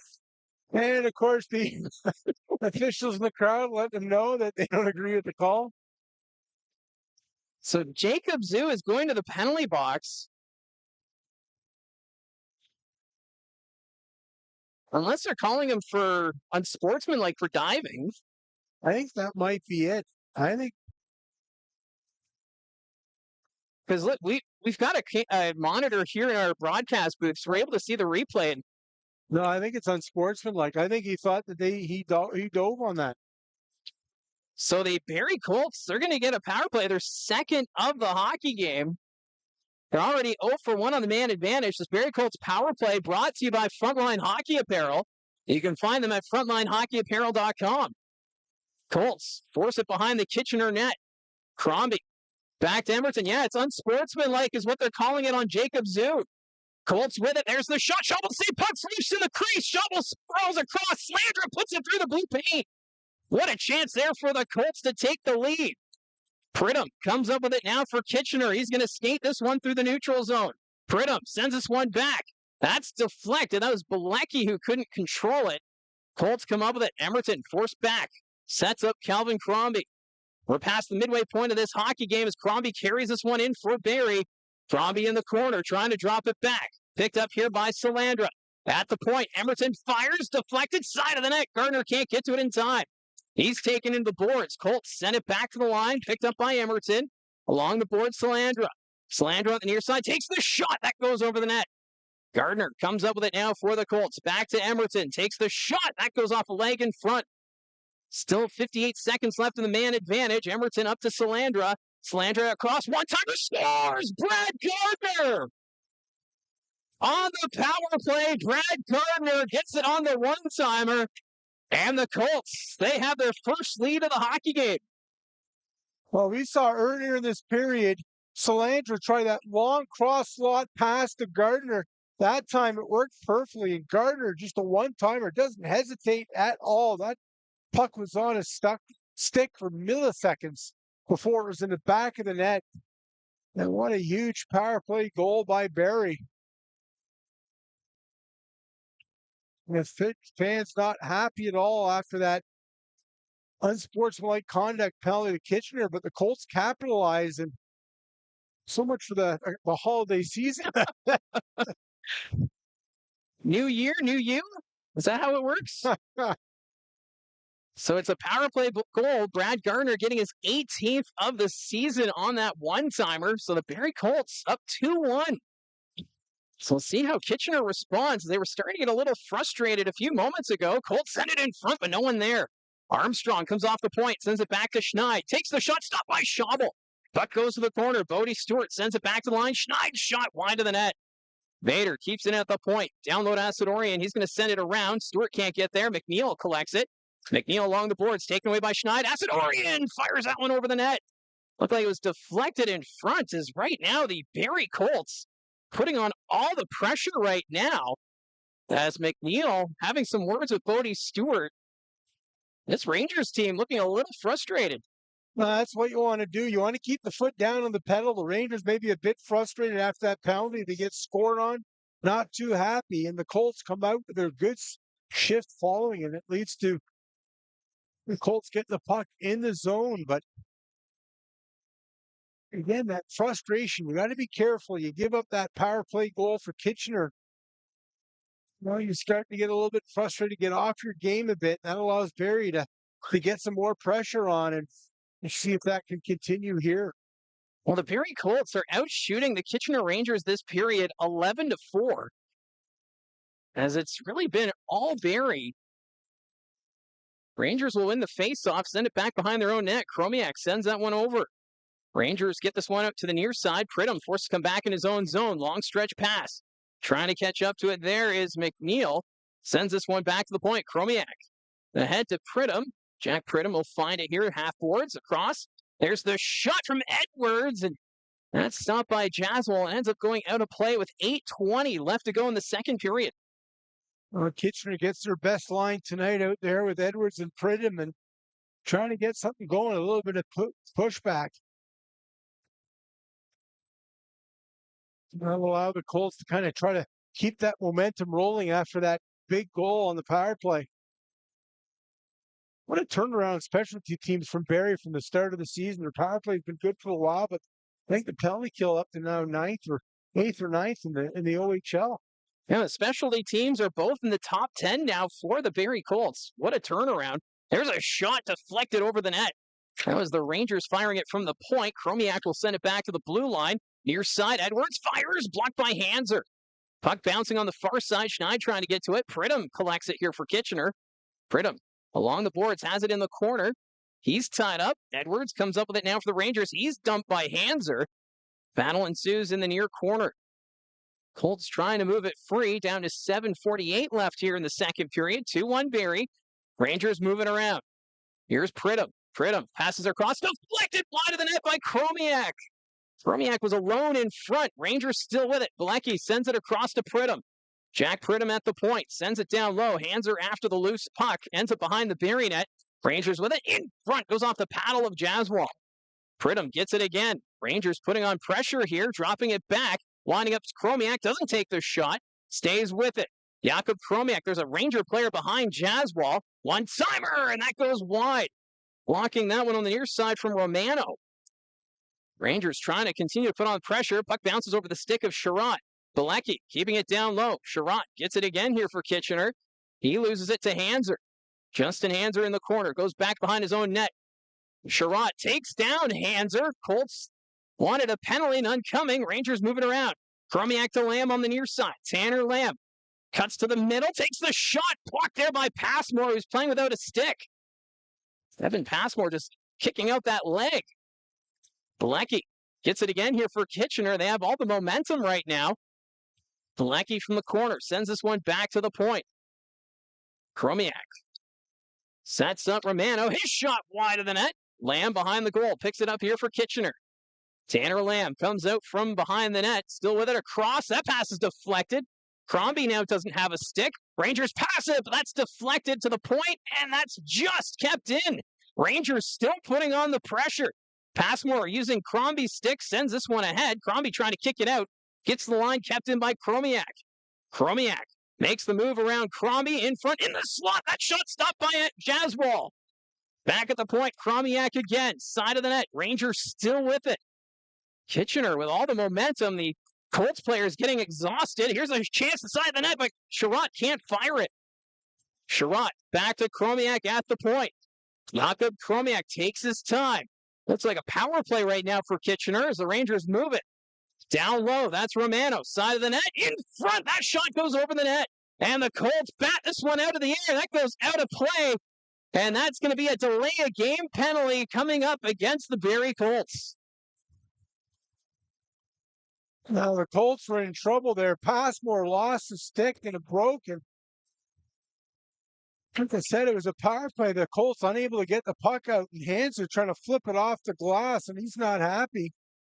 He's pleading with the official, but that goes into the stands. And Kitchener will now, after that, what was really about a minute-plus power play opportunity there, they're going to continue that with an actual power play here as Hanser's going to get a delay game. Well, you just knew that something was going to happen there for the Barrie Colts. They were exhausted, and 9 times out of 10, you do see a mistake that's made. It could be a turnover, could be a penalty, and that's exactly what happened this time around is Justin Hanser gets the delay of game penalty. So the Rangers with the momentum in this TV timeout, you know they're going to be able to put out their top power play unit to try and tie this game. I think, did someone take a timeout here?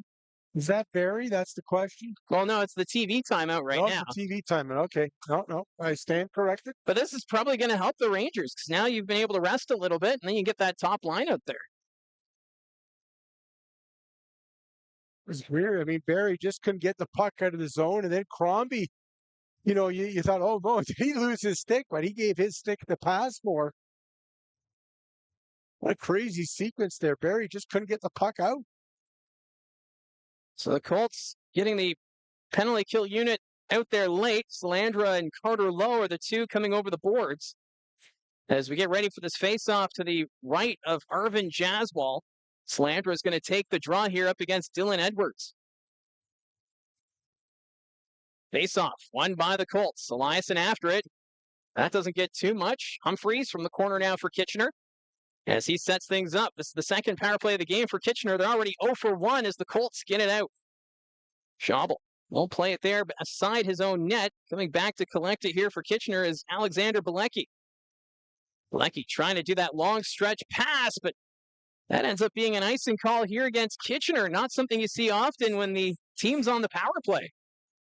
Well, Colts able to win the draw, get the puck out, and then an icing call by Kitchener. Still a minute 38 remaining on this Kitchener power play. Still can't get over that crazy sequence without the stick there. It was like a Kitchener power play. And you're right. I mean, Barrie looked really tired. Well, their legs must have been burning. As Jade Newton, he's going to be tossed out. Nope, he's coming back. He thought he was tossed out. So we'll do this face-off again to the right of Schaubel. Face-off won by the Rangers. They're going to take this back behind their own net. A minute and a half remaining in this power play as Bilecki sends this one ahead. That's Jack Pridham in the neutral zone. That pass too hot to handle for Edwards. This ends up back behind the Kitchener net. Christian Humphreys up to Bilecki as Kitchener still trying to set things up. Bilecki reaches center, drops it back to Edwards. Edwards picks up momentum. They'll pass this one over, but Sherratt gets it to the corner. Rangers still with it. They have it down low. Back to the blue line. Pridham. Back to Bilecki. Back to Pridham. Pridham has it in the far corner. Back to Bilecki. Here's Humphreys at the high slot. Slows it down. Goes to Dylan Edwards. Edwards shot into the crowd. Sherratt was parked right in front. But Arvin Jazzwall able to cover it up. As we were used to seeing that with the Brampton Steelheads with Gabe Sherratt. He always seemed to step up his game against the Barrie Colts. And that's some familiar territory. They go to the net, try to create some traffic in front of Jazzwell, but a nice job by Jazzwell. Did get down low and that body blocking. He's able to makes it stop and able to pounce on that loose puck. Face off to the right of Irvin Jaswal. 50 seconds left in the penalty to Justin Hanser. As Gardner will take the draw here for the Colts. One by the Rangers. Send it back to the point. Here, Chromiak. Chromiak takes a bump there from Carter Lowe. Lowe, he's able to knock this one out to center ice, forcing Kitchener to regroup. Chromiak skates it out in front of his own net. Picks up momentum. He's got Carter Lowe behind him. He wants to drop it back. He'll send this one across. Ellis drops this one back to the point. Near side for Chromiak. Chromiak down low for Romano. Romano takes a shot, blocked by Passmore, kicked aside by Jaswal. Good reflexes there from the Colts goaltender as Gardner, he's able to get this one out and down the ice. Carter Lowe out there and Eliason, those are two massive sticks. I mean, those things, they cover half the ice. Those are like trees. Eliason takes it away as Hanser comes out of the penalty box. So Kitchener now 0 for 2 on the man advantage. Hanser out of the box, sends it wide of the net. Colts want to make a line change, so Kitchener able to pick it up. Lachar sends it across. Armstrong, he'll come back to collect it. 3:17 left to go in the second period. Barrie up 2-1. The go-ahead goal coming from Brad Gardner on the power play here in the second period. Colts setting up behind their own net. Teague Vader, he's going to skate this one forward. Long stretch pass. Gauvreau tips this one into the Kitchener zone, so no icing. Diricolo behind his own net to play it. Sends this one to Lachar, and he deflected that onto the Colts bench, so we'll get another face-off at 2:52 left. Now, what a huge penalty kill for Barrie, and especially after that shift, you think, okay, maybe Kitchener's got some momentum here going into the man advantage, and it's a pretty good penalty kill by Barrie. They hold firm.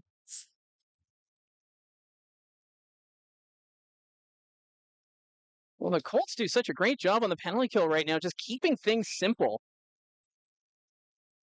As a lot of those passes were forced to the perimeter for the Kitchener Rangers on that man advantage. Now we'll get this draw to the left of Schabel. Eamon Edgar here to take the face-off against Robinson. One by Kitchener. That one goes off Bodie Stewart. Low. Got a stick on it there. Rangers gets the line and out. Vader, though, sends it right back into the Ranger zone.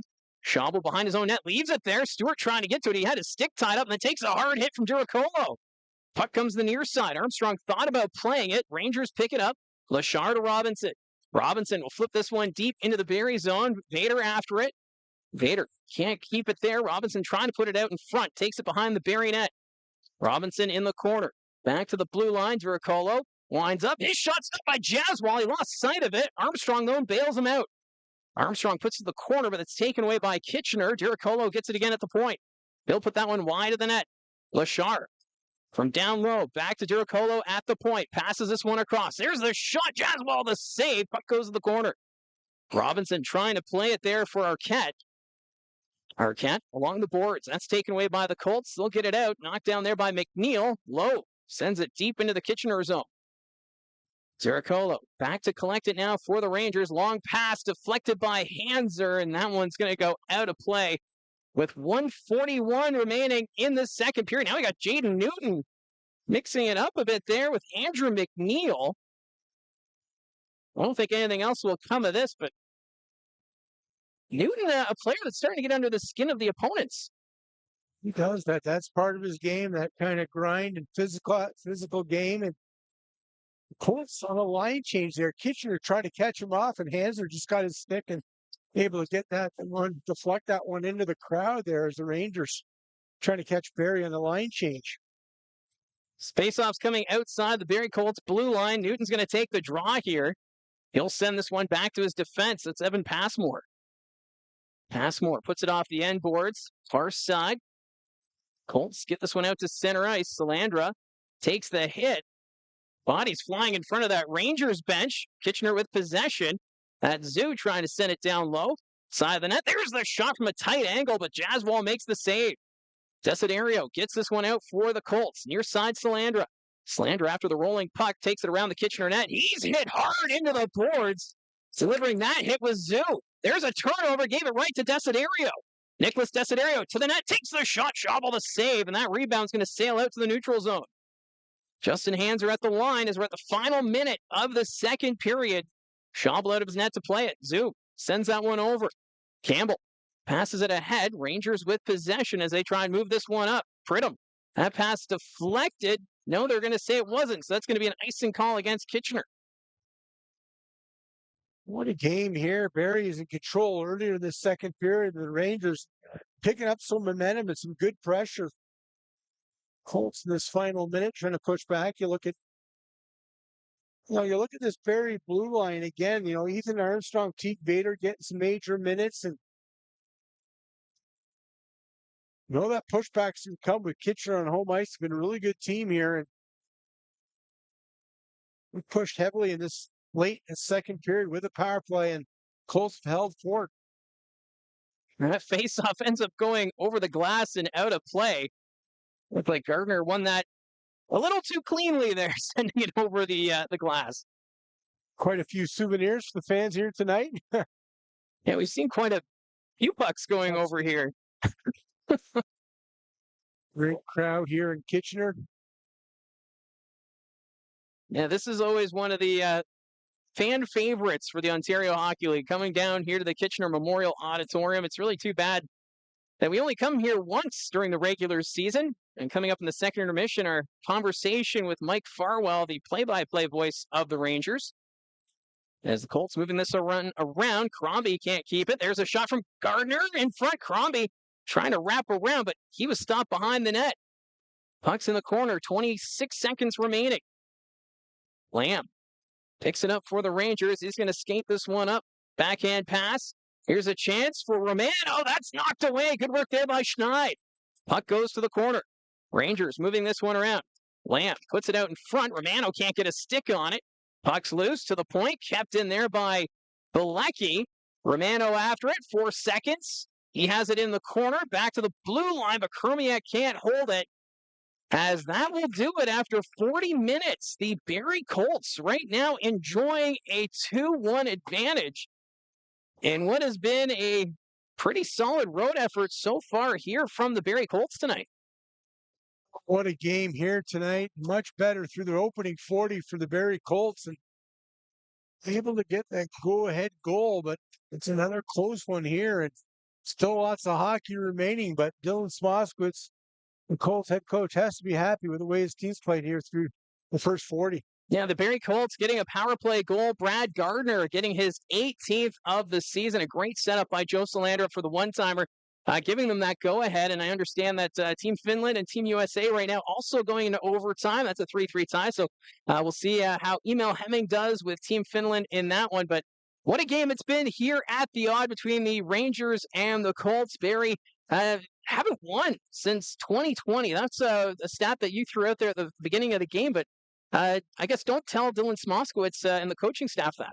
No, it's been a much better effort than I've seen from remember. I mean, it just seemed like every time they came into Kitchener, never mind the losses, they just weren't good efforts, but it's been night and day from, those games, to here tonight. A solid start by Barrie and, just an opening 40. Like I said, I mean, this is kind of a Barrie Colts type of game, right? The close games to grind them and, they're working and, get some stops from your goaltender, but, putting pressure up front. Coach Dylan Smoskowitz really has to be happy through the opening 40. Well, the Barrie Colts out shooting the Kitchener Rangers right now, 22-20. And more importantly, have that 1-goal advantage. So here at the second intermission, had a chance to catch up with Mike Farwell pregame, the play-by-play voice on the radio for the Kitchener Rangers, and also the host of the OHL podcast. Quite the familiar face around the OHL. I know we like to give him a hard time when we see him, but an all-around good guy if you're in the Ontario Hockey League. Okay, he's a good guy. He's one of the good guys. Yeah. Even though we want to give him the hard time. Well, if he has the $5, he can slip it under the door. So anyways, here's the conversation that we had pregame with Mike Farwell here at the Kitchener Memorial Auditorium.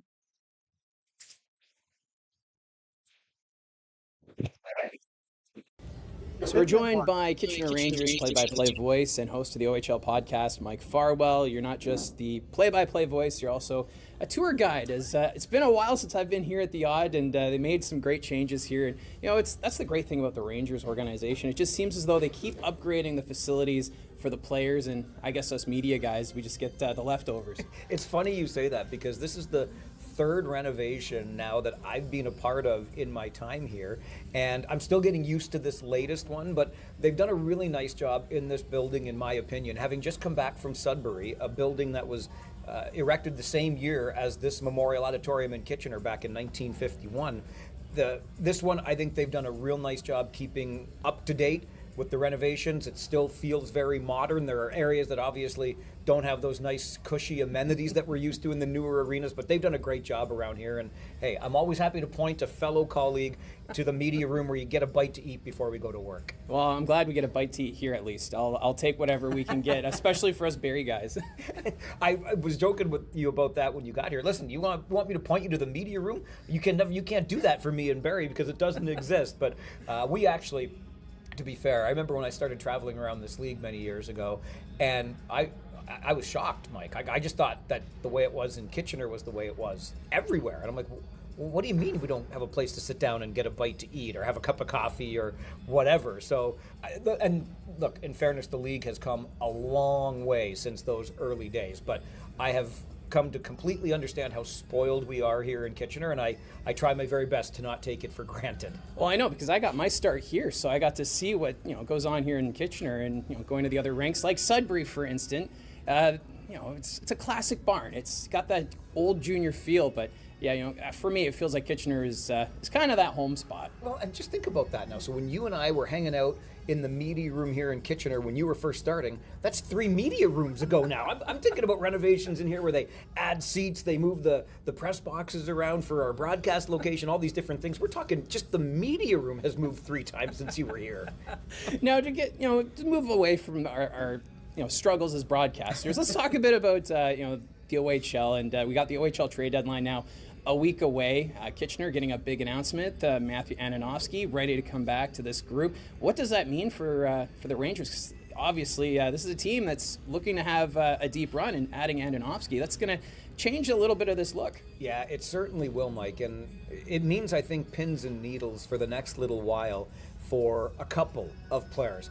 Because obviously, as you know, you can only carry 3 overagers in this league. Matt Antonovsky comes back automatically as one of those overagers, but just a second, the Rangers already have 3 overagers on the team. One of those overagers was just acquired in a deal with the Erie Otters. That's Dylan Edwards. I highly doubt the Rangers acquired Edwards 2 weeks ago only to trade him out the door. So I think the pins and needles are being sat upon by Jakob Kromiak and Jack Pridham, the other 2 overage players here in Kitchener. Something has to give, and something has to give by the overage trade deadline of January the 8th. So piece number 1 is getting that dealt with. Piece number 2 is when you bring back a player like Matt Antonovsky and everything he means in terms of a shutdown defenseman, leadership, some experience at the pro level, and a guy who plays the game in a little bit of a rougher and more tumble style. I think everybody grows 2 or 3 inches on the team, which is a very good thing, and I don't think that you want to waste that opportunity. So you talk about a long run. I think beyond taking care of the overage situation that the Rangers now have to take care of, they will also be looking to make additions to this team and say, okay, we got this unexpected piece back. We're already sitting in first place in the division. Nobody has yet really claimed the Western Conference, kind of like Brantford or Ottawa in the East. So let's push our chips into the middle of the table and see what happens. And I think Mike McKenzie's got a few moves up his sleeve before the trade deadline next week. And at this point, the Windsor Spitfire is pretty quiet considering the additions in Sault Ste. Marie, Flint, even London adding without even having to give up anything. So the Western Conference is such a fascinating race right now. And how do you see this all working out? Yeah, my broadcast partner Josh and I were just talking about that very thing. And London is such an interesting example because it looked like this would be the year that's a bit of a step back for London, even though they sit 4th in the conference, right? But they're trailing the Kitchener Rangers in the division. They graduate all those players after their run to the Memorial Cup. But do you think the Hunters don't want a 3-peat? Come on, the first team since the Peats in the late 70s to win 3 OHL championships. Now they get these unexpected pieces back. Maybe they're thinking of perhaps going for it. And you know this league as well as anybody, Mike. I think we both know that Bill Bowler in Windsor is not going to remain quiet as the trade deadline approaches. There will definitely be a deal in Windsor. Sioux, Flint have already asserted themselves, as have the Rangers. So what are we going to end up with in a week's time? 5, 6 teams in the West that think they have as good a chance as anybody else of going for it? And then on the Eastern side, it really looks like Ottawa and Brantford from where I'm sitting. But gosh, are the Barrie Colts ever an interesting team to me?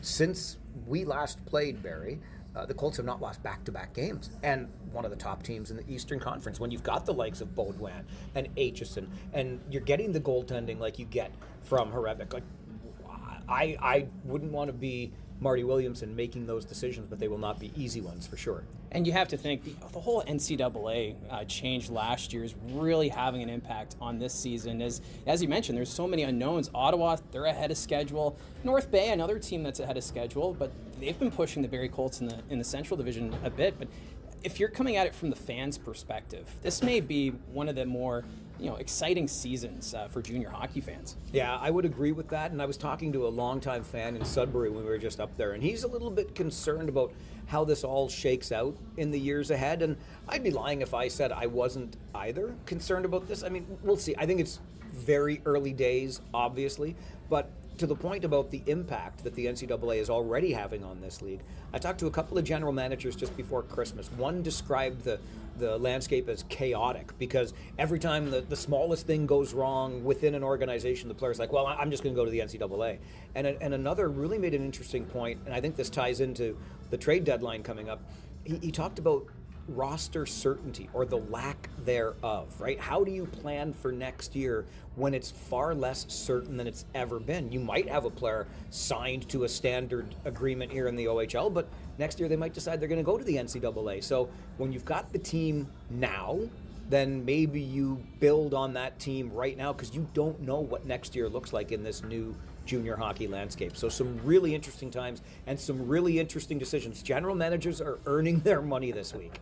Well, it's always great to chat with you, Mike, and I kind of think we need to talk to the league, maybe get Barrie and Kitchener in the same division so we can make this trip a little more often for Gene and I. I would be more than happy to see you guys. I love seeing you every time we do get to see one another, but it's only one time in each barn, right? Although, now that I think of it, if we saw each other more, would we like each other less? I'm not sure. You're a good guy, but who knows if I get too much of you? Is there such a thing as too much Mike Poirier? I have no idea, but you'd have to ask my wife and how she handles it. But Mike, again, thank you for doing this, and all the best the rest of the season. An absolute pleasure as always. Keep up the great work.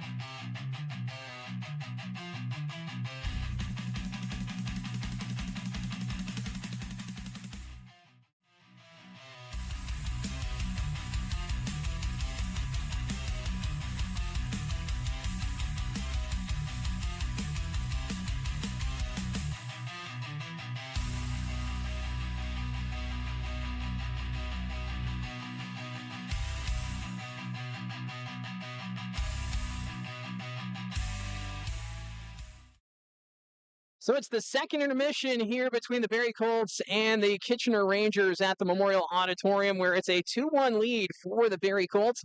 And we do have the chat open, so if you want to join the conversation, feel free to do so. I see that Josh McCann updating that the game between Finland and the U.S. went to overtime, and Tammy being all excited, letting us know that Finland won the game by a score of 4-3. So Emil Hemming and company eliminating the host Americans at the World Junior Hockey Championships. Could face Canada again, and the Americans a big upset there after back-to-back World Junior Hockey Championships and on home ice. So a huge win for Finland there.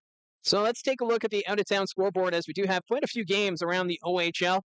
First off, the Flint Firebirds now leading London by a score of 3-0. So the Firebirds helping out the Kitchener Rangers a little bit, but Kevin He making his debut with the Firebirds, getting a goal in his debut.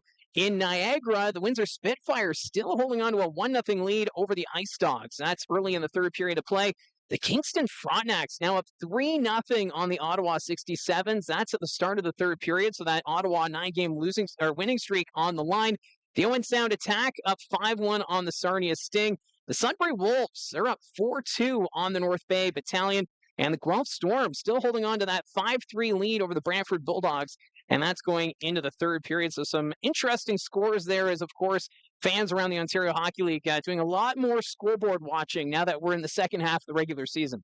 Well, Sudbury, if they can hang on there and Barrie can hang on here, increase the lead atop, I think, to 11 points. Barrie atop the Central Division standings. And, just a couple other things. Owen Sound looking to snap a long streak in Sarnia as well. Ottawa had that long winning streak. And how about the Kingston Frontenacs with little Tyler Hopkins? And, that's a good hockey club. I mean, Mike, we've seen a lot of that team, the last year's playoffs and this year. And, they're really well coached. And, again, I mean, they make a move, but they bring in another good player in Alex McLean. And he's going to, he can put up points. And, Barrie fans familiar with him as well. Well, it was a little surprising seeing Tyler Hopkins move to the Guelph Storm, but it does make sense when you break down that trade, as both Guelph Storm and Kingston Frontenacs kind of getting a little younger for looking to next season. And I do think it works out perfectly for those two teams, but it just makes things even more interesting as we get closer to that OHL trade deadline. Well, the Owen Sound Attack, they have been a focus of late because they had that hot start to the regular season. They kind of tailed off. They had some injury problems, and now everyone's wondering what happens with Carter George. Well, that's a big question, right? What direction does Owen Sound go in? I mean, that great start, they looked like a team that was going to maybe go all in, but all of a sudden, you got that losing streak. And, I think with Carter George, the price tag, I don't think Dale DeGray is just going to give him away for the sake of giving him away in a rebuild. I think the team's going to have to pay big time and maybe someone to step up. Maybe it's the Sioux Greyhounds. Some interesting decisions for Dale DeGray, especially. I mean, what do you do? Owen Sound's pulled back there. I think the fans are kind of itching and wanting that, but you look at the West and how competitive it is. The question is, can he get through, 4 or 5 really good teams on that side? Well, you mentioned that the fans in Owen Sound, is they were expecting this year maybe to be a step back because there was already those rumors about, what's going to happen to the veteran players on that attack team, but they exceed those expectations early on. They show what they're capable of, winning against some of the top teams in the Ontario Hockey League. So that potential is there, but it's when you've got so many buyers in the West, it just makes things really difficult if you're a team like the Attack. Yeah, and again, I mean, for these GMs, I mean, you look at it and you sell off, you can help for the future, but then you think, I mean, you get a hot Carter George in that Owen Sound net, and that's a team that's been able to put the puck in the net. And it's kind of like Jekyll and Hyde. Which one is Owen Sound? I mean, which real Owen Sound team is going to show up here in the second half? And the Sudbury Wolves are also making things very interesting. They were on that 5-game winning streak before they lost New Year's Eve in Barrie.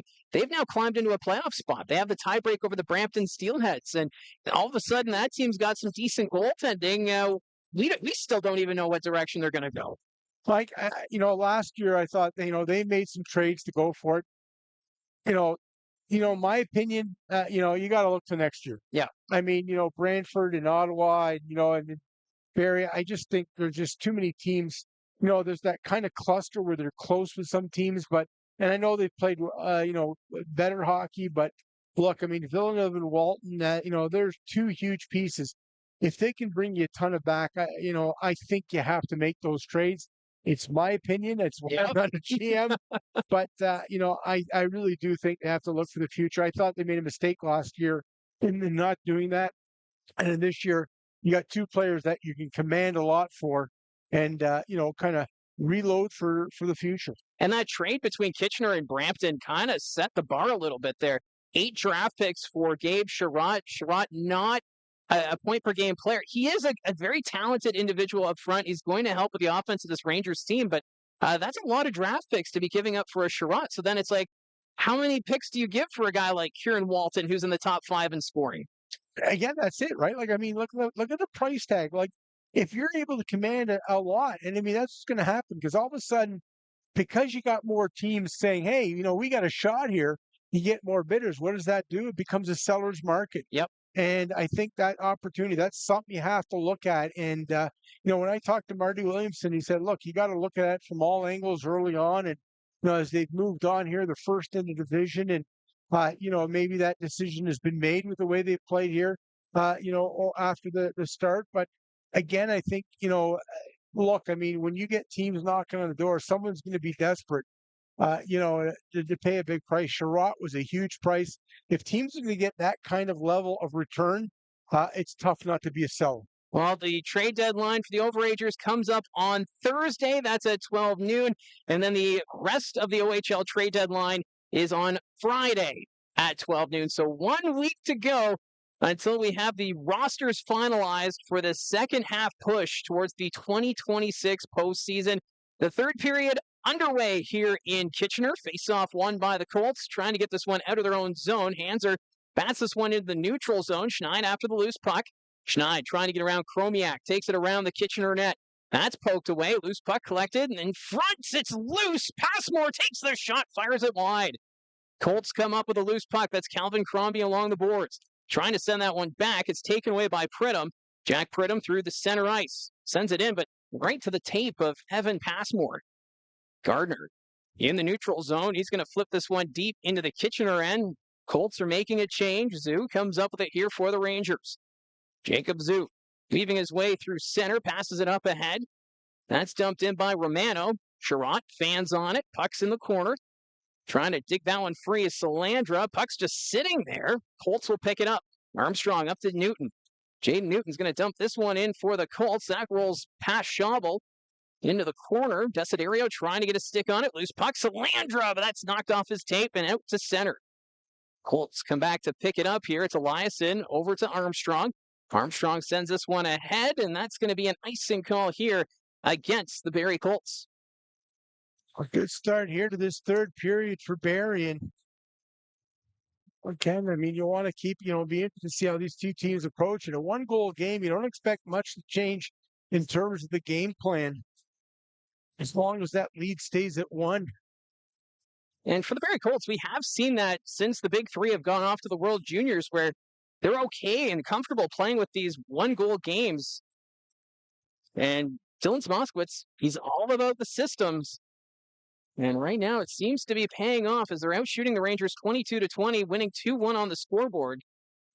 But it's the Rangers right now in the Barrie zone. Desiderio will tie up his man. Colts come up with it. Desiderio flips this one out to center. Knocked down by Bilecki. Bilecki runs over Salandra. Colts, though, move this one up to center. That's at the Kitchener blue line, and taking it away is Arquette. Rangers in their own zone. That's deflected. No icing. Jaswal's going to play it here for the Colts. Teague Vader follows it up. Arquette putting pressure here on Vader. Back behind the net. Arquette in front. No one there for the Rangers. Lowe gets this one ahead. At the blue line, kept in by Kitchener. They send this one deep. Vader back behind the net to play it. He's going to send this one forward. Edgar gets this one ahead, but blocked by McNeil. Rangers putting on more pressure here. Batted there by Edgar. Puck's bouncing. Kitchener with it. McNeil at the point. Takes the shot. Deflected. Jaswal to save. Rangers still with possession. Arquette around the net. He'll go to the corner, being chased by Stewart. Behind the net. Look out as Passmore lays out Arquette. Rangers, though, still with it. Ellis. Shot stopped there by Jaswal. Robinson fires. Blocked there by Passmore. Kitchener putting on pressure right now, but it's the Colts who get it out, but that's going to be an icing as Carter Lowe couldn't get a stick on it. Passmore ever line up Arquette? That was a freight train in the back of the net.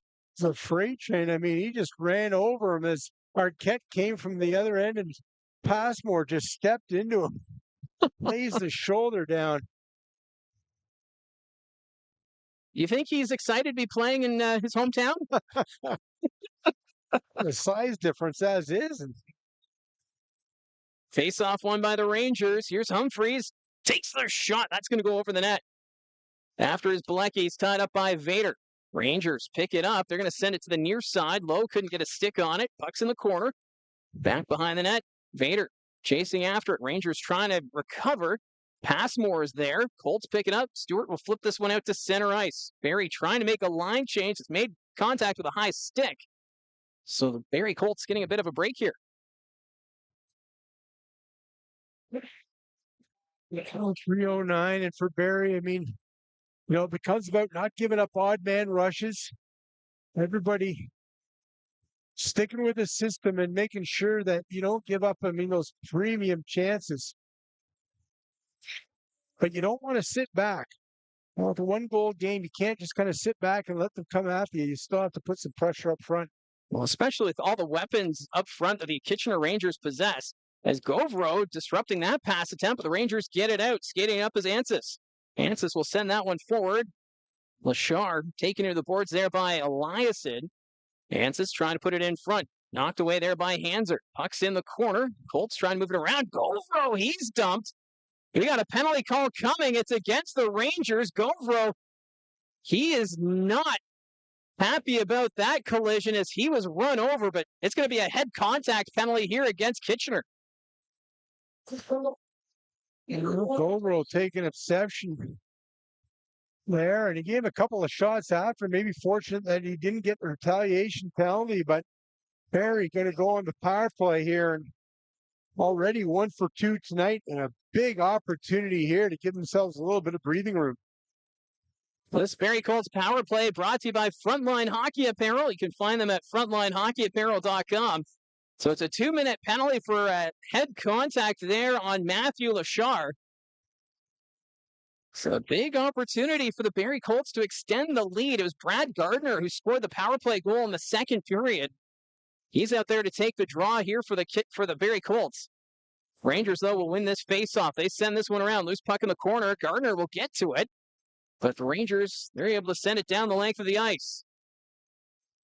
Fans showing their opinions when it comes to that penalty to Lachar for the head contact. As the Colts will move this one up. Salandra up ahead. Gardner towards the net. Salandra trying to get a stick on it. He's tied up, and the Rangers will get it out. 1.5 minutes still to work with on the power play here for the Barrie Colts as Jaswal's going to leave it behind the net. Picked up here by Armstrong. Ethan Armstrong taking his time deep in his own zone as the Colts set things up. Armstrong drops it back to Salandra. Joe Salandra through the neutral zone. He'll pass this one forward. On the far side, Gardner trying to go back to Salandra. Puck's in the corner. Gardner losing the puck there as the Rangers will get it out. They're going to skate this one up shorthanded. Here's Humphreys. He'll fire that one wide of the net.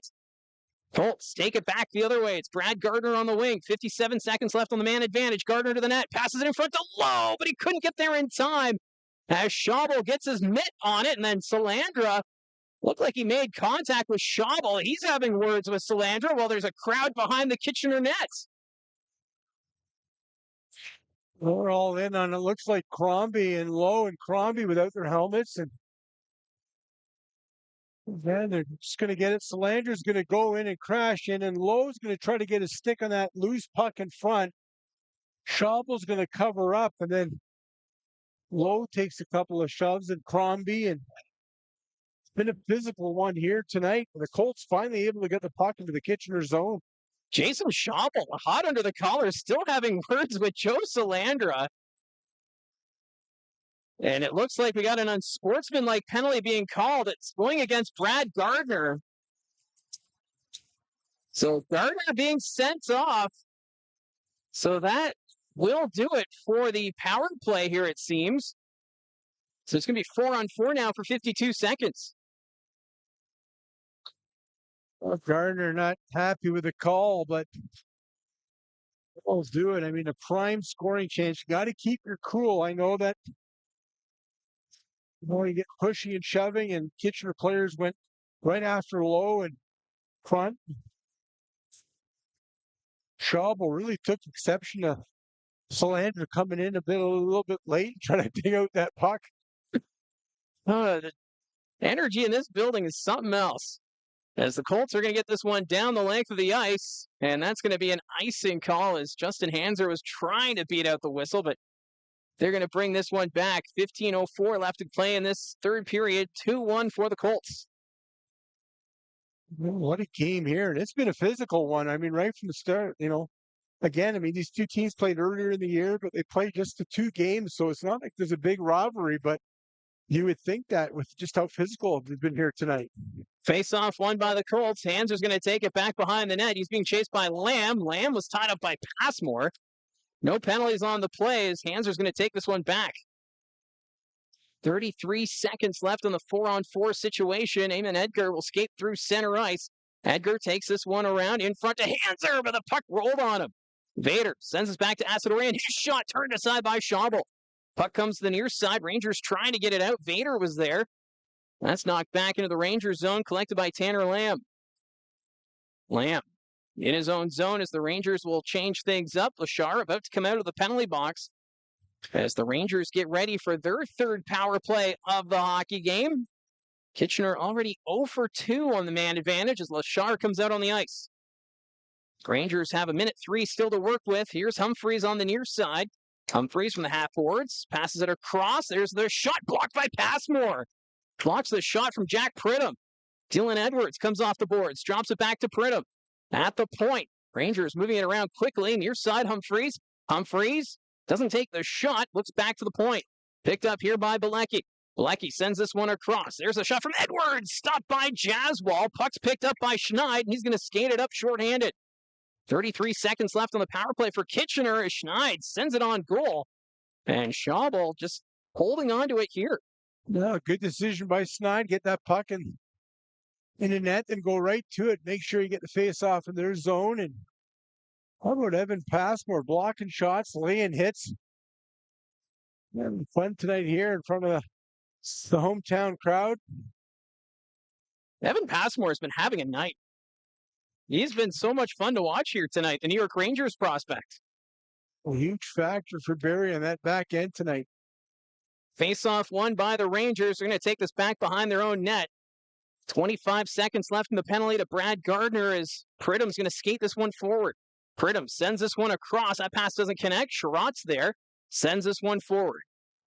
Bilecki in the corner to Edwards. Edwards along the board sends this one back. Romano cuts to the middle, drops this one back. Edwards takes their shot, blocked by Hanser.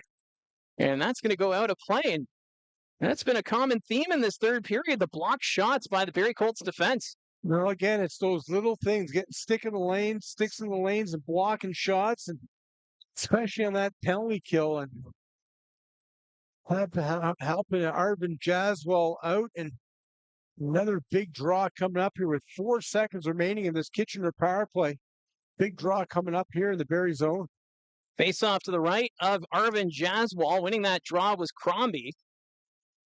As Gardner ready to come out of the penalty box. So Kitchener now 0 for 3 on the man advantage. Colts with it in their own zone. Schneid couldn't get that one out. Taken away here by Kitchener. Puck's in the corner. Rangers moving it around. Comes back to the point. Campbell takes the shot. Jaswal got the blocker up. Rangers get it again. Coming out from behind the net this time is Ellis. Passing this one in front. Bouncing in front. And it goes to Jaswal. But he makes the save. As that was Ellis who had it bounce off him. Now we're getting some more rough stuff after the whistle. And I don't think we're going to get penalties out of this one, but some frustrations here from the Kitchener Rangers. Well, that pass attempt was aimed to get it across the slot to an open Ranger, but instead it hits a skate. Jaswal alertly had to be ready for that one. Well, shots right now even at 25 between these two teams. Both goaltenders have been kept busy at times. And for Arvin Jaswal, what a great confidence booster for him, as he's already been having a fantastic season behind Ben Hrebeck this year. Well, then, when I talk to, whether it's the Colts coaching staff or, the players, they talk about the confidence that they have in both their goaltenders. Obviously, Ben Hrebeck, the veteran, but They always bring up Arvin Jaswell, and for good reason, and it's been outstanding. So the faceoff will be brought back into the Barrie zone. We got 12:47 left to go in this hockey game. Expect more desperation here from the Kitchener Rangers. So they've opened the scoring in this hockey game. It was Hayden Ellis back in the first period who got things going for Kitchener, but the Barrie Colts scoring 2 unanswered. Carter Lowe tied it at 1 in the first period, and then Brad Gardner with the power play goal in the second gave him the go-ahead. As this game's not over yet. Face off to the right of Arvin Jaswal. Gardner's going to take the face off. That was won by Weston Cameron. Rangers trying to get it in the slot. Puck taken away here by the Colts. Justin Hanser's going to skate it out. Hanser dumps this one in for Barrie, and that's going to go around the boards. Campbell back to pick it up here for Kitchener. He'll send this one forward, and that'll escape the zone. Vader, deep in his own zone, takes his time, goes to Armstrong on the far side. That goes off Crombie, so no icing. Puck's bouncing in the Kitchener zone. Rangers take it back behind their own net. Zoo receives the pass. He'll send this ahead.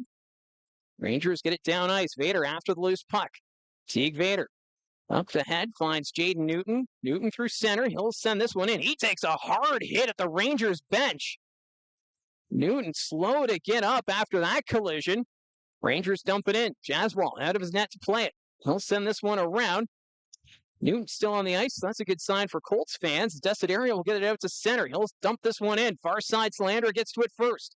Joe Salandra at the half boards. Backhand pass to Eliason. Takes the shot. Deflected by Desiderio wide of the net. Hanser coming off the point to play it. Robinson has it along the boards. Desiderio with a hit from behind. That's going to be a penalty. As Robinson was facing the boards, this is going to generate another crowd. There's a penalty coming, but now we've got Newton mixing it up with one of the Ranger players. So we may get more penalties out of this, but the original was for that hit from behind by Nicholas Desiderio. Well, the Colts got to be careful here. I mean, the opening 40, they were pretty good, doing a good job of staying out of the box for the most part. Kitchener going to get a power play opportunity here, and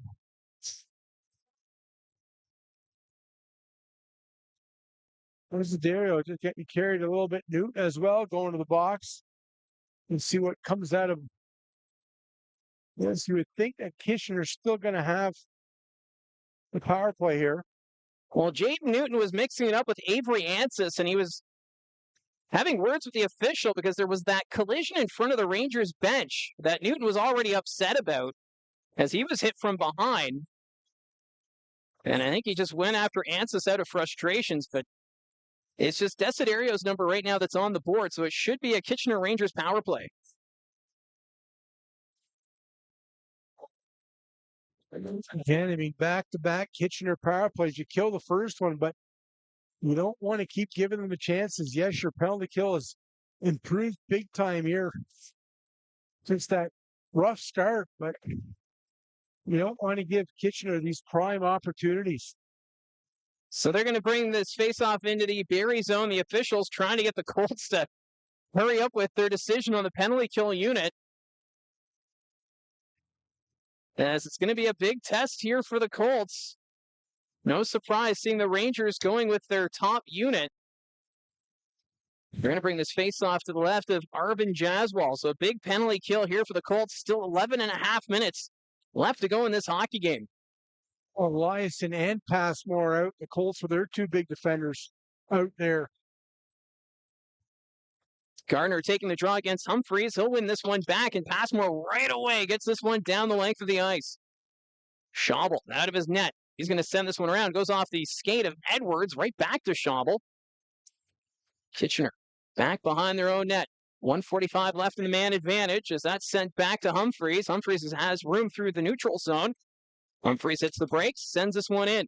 On the near side, that's Pridham. Pridham lets it go back to the point. Belecki trying to keep it in. Up to Pridham. Into the high slot. That's Humphreys. Decides to pass, and Jaswal, the huge stop. Rangers, though, still with possession at the point. Near side, that's Edwards. Edwards gives that one up to Belecki. Fans on the pass, and Gardner will just clear it. Power play now down to 1:15 here for Kitchener as they have to come back to play it. Bilecki comes up with it now for Kitchener. He'll skate this one up to center ice, drops it back to Humphreys. Christian Humphreys carrying it in for the Rangers. Sends this one around. Hanser after the loose puck. Puck's in the corner. Sherratt comes up with it now for Kitchener.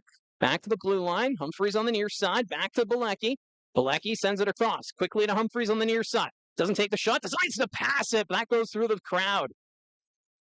Dylan Edwards from the corner. Sends this one back to the point. Humphreys gets it on the near side. Takes the shot. Deflected. Stop. Rebound. Sent wide by Pridham. Puck's in front, but Hanser will pounce on it.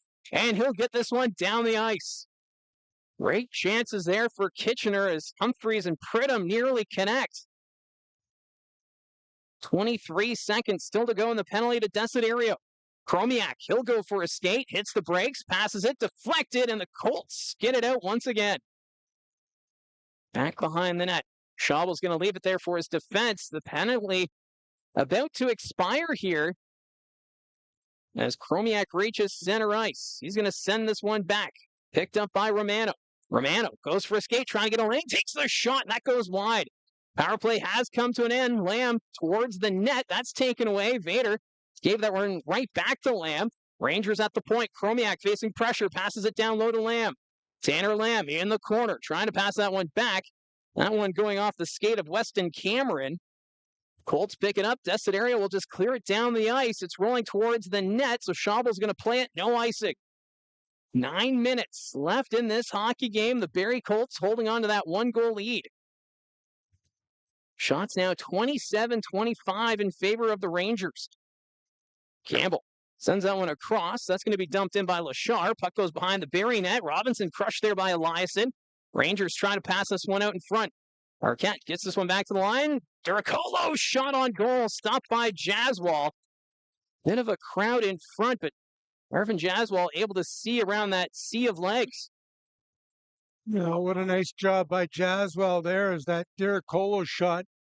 Some traffic in front of him, but force for it again, and the Colts kill back-to-back Kitchener power plays.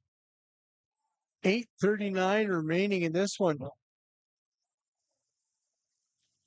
So look at this face-off to the right of Jaswal. Calvin Crombie is going to take the face-off here up against Ian Robinson.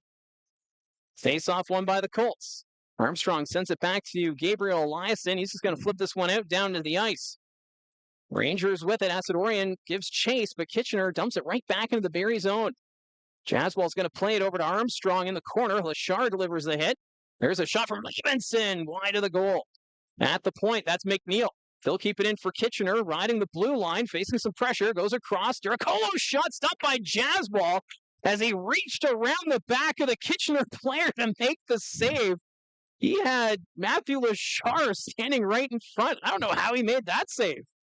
Lachar was right at his kitchen table, and he was eating his food. And Jaswell reached around and snatched that puck. What a job by the young goaltender. I mean, talk about having to fight some traffic in front of you. I think Lachar was having his front tries, and Jaswell said, hang on a second here. I'll take that. And Lachar's a big kid, too, standing there in the crease, and Jaswal just casually reaching around him to make that glove save. Good job by the young netminder. Oh, that was great. 8:11 still to go in the third period. Kitchener trailing by 1. Face off to the right of Jaswal. Schneid's going to take the draw here up against Luca Romano. Face off won by the Rangers. There's a quick shot. That's going to go wide. Campbell coming off the point. He's tied up in the corner. Colts trying to recover. Hanser sends it ahead to Schneid. William Schneid skates this one forward through the neutral zone. Schneid sends towards the net. Hanser gives chase.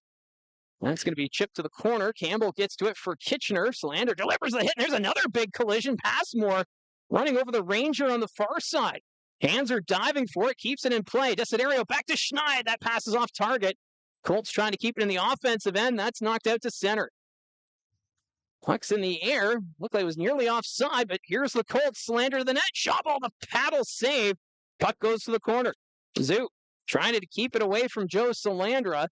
That battle continues. Humphreys comes up with it for Kitchener. Christian Humphreys reaches center. That's poked off his stick by Armstrong. Puck sitting there. Edwards can't pick it up. Desiderio with possession now for the Colts. He's going to dump it in. Shovel trying to slow it down behind the net. Bodie Stewart after the loose puck. Knocked to the corner. Campbell comes up with it for the Rangers. Campbell trying to keep it away from Bodie Stewart. Picked up here by Sherratt. That's knocked off his tape by Edgar. Sherratt comes up with it again for the Rangers, facing pressure from Stewart, turns it over, gave it right to Bodie Stewart, trying to carry it in front, hits the side of the net. Campbell trying to dig it free as Kitchener hemmed in their own zone. Loose puck picked up again by Stewart, up to Edgar. Eamon Edgar sends it behind the Kitchener net. Campbell takes a hit there from Stewart. Colts trying to recover here. 6.5 minutes left in the hockey game. Rangers pick it up. They're going to skate this one out. Lamb flips it to the line, knocked down by Armstrong. Following it up is Romano. Luke Romano in the corner, taken away by Vader, and the Colts move it ahead. Edgar at center. He's going to dump this one in, goes off for a change. Rangers back to pick it up. It's McNeil coming out from behind the cage. He'll skate this one up quickly, reaches center, dumps it in. Ends up behind the Colts net. Eliasson takes his man into the boards. Arquette behind the Barrie net. Backhand pass. It's bouncing side of the goal. And Jaswal, he's able to put his mitt on top to get the whistle. As we're now down to 6:03 remaining. Well, how about that forecheck by Barrie? Just keeping Kitchener pinned in the zone. And the Rangers are desperate here to try to get a goal, down a goal. But Barrie's forecheck just outstanding and leads to a couple of good chances. Nice little behind back pass by Desiderio there to set up Crombie. And Jaswal in his own zone gets the mid on the glove, not going to take any chances. Face-off won by the Colts. They'll flip this one in the air. Crombie trying to get the alley-oop pass. It's at the Ranger blue line. Crombie sends it around the boards. Schneid after it on the near side. Sends it down. The Colts will just continue it around. Crombie gets in the corner. That goes off the Ranger player. At the blue line, Colts can't keep it in. That's center ice. Arquette sends it into the Colts end. Schneid back to play it here for Barrie. He'll send this one around. After it is Vader. Teague Vader dropping it back behind the net. Picked up by Armstrong. Armstrong up to Crombie. Calvin Crombie. That one's poked away by Humphreys, but the Colts still get it out and down the ice. It's in the neutral zone. Reaching for it was Vader. He'll come up with it. Sends this one ahead. Brad Gardner at his own blue line. Nearly lost it there to Edwards. He's able to send it back to his defense. Armstrong ahead. Deflected into the zone, so no icing. Puck goes behind the net. Schaubel's going to play it. Sends this one around.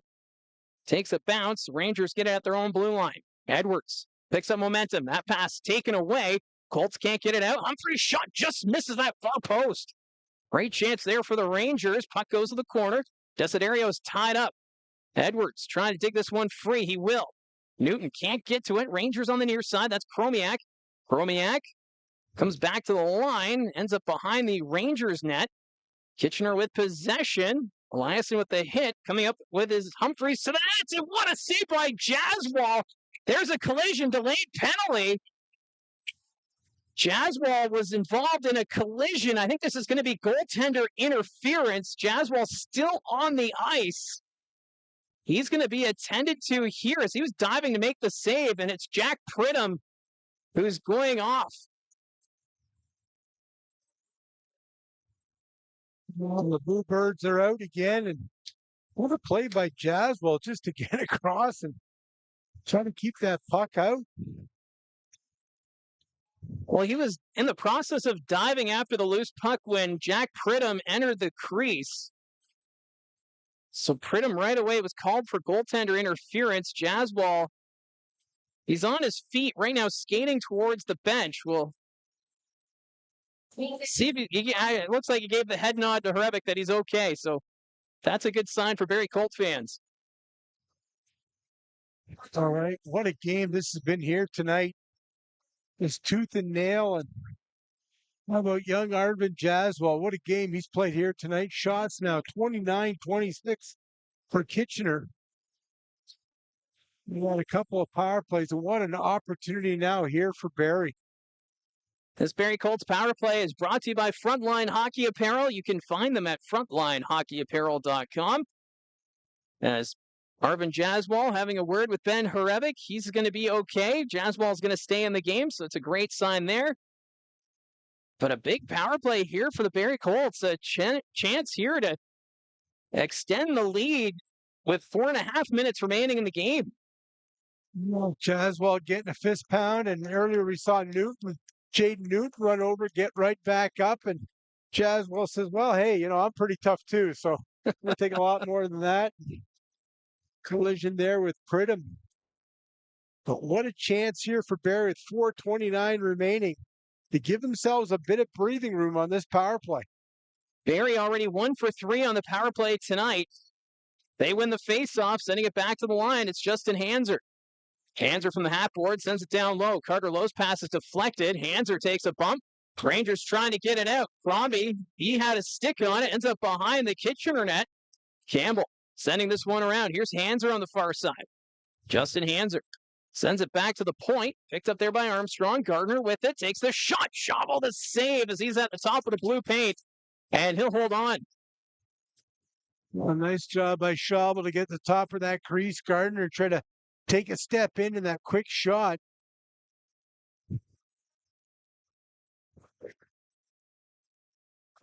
Now a very power play goal by Gardner. The difference here tonight.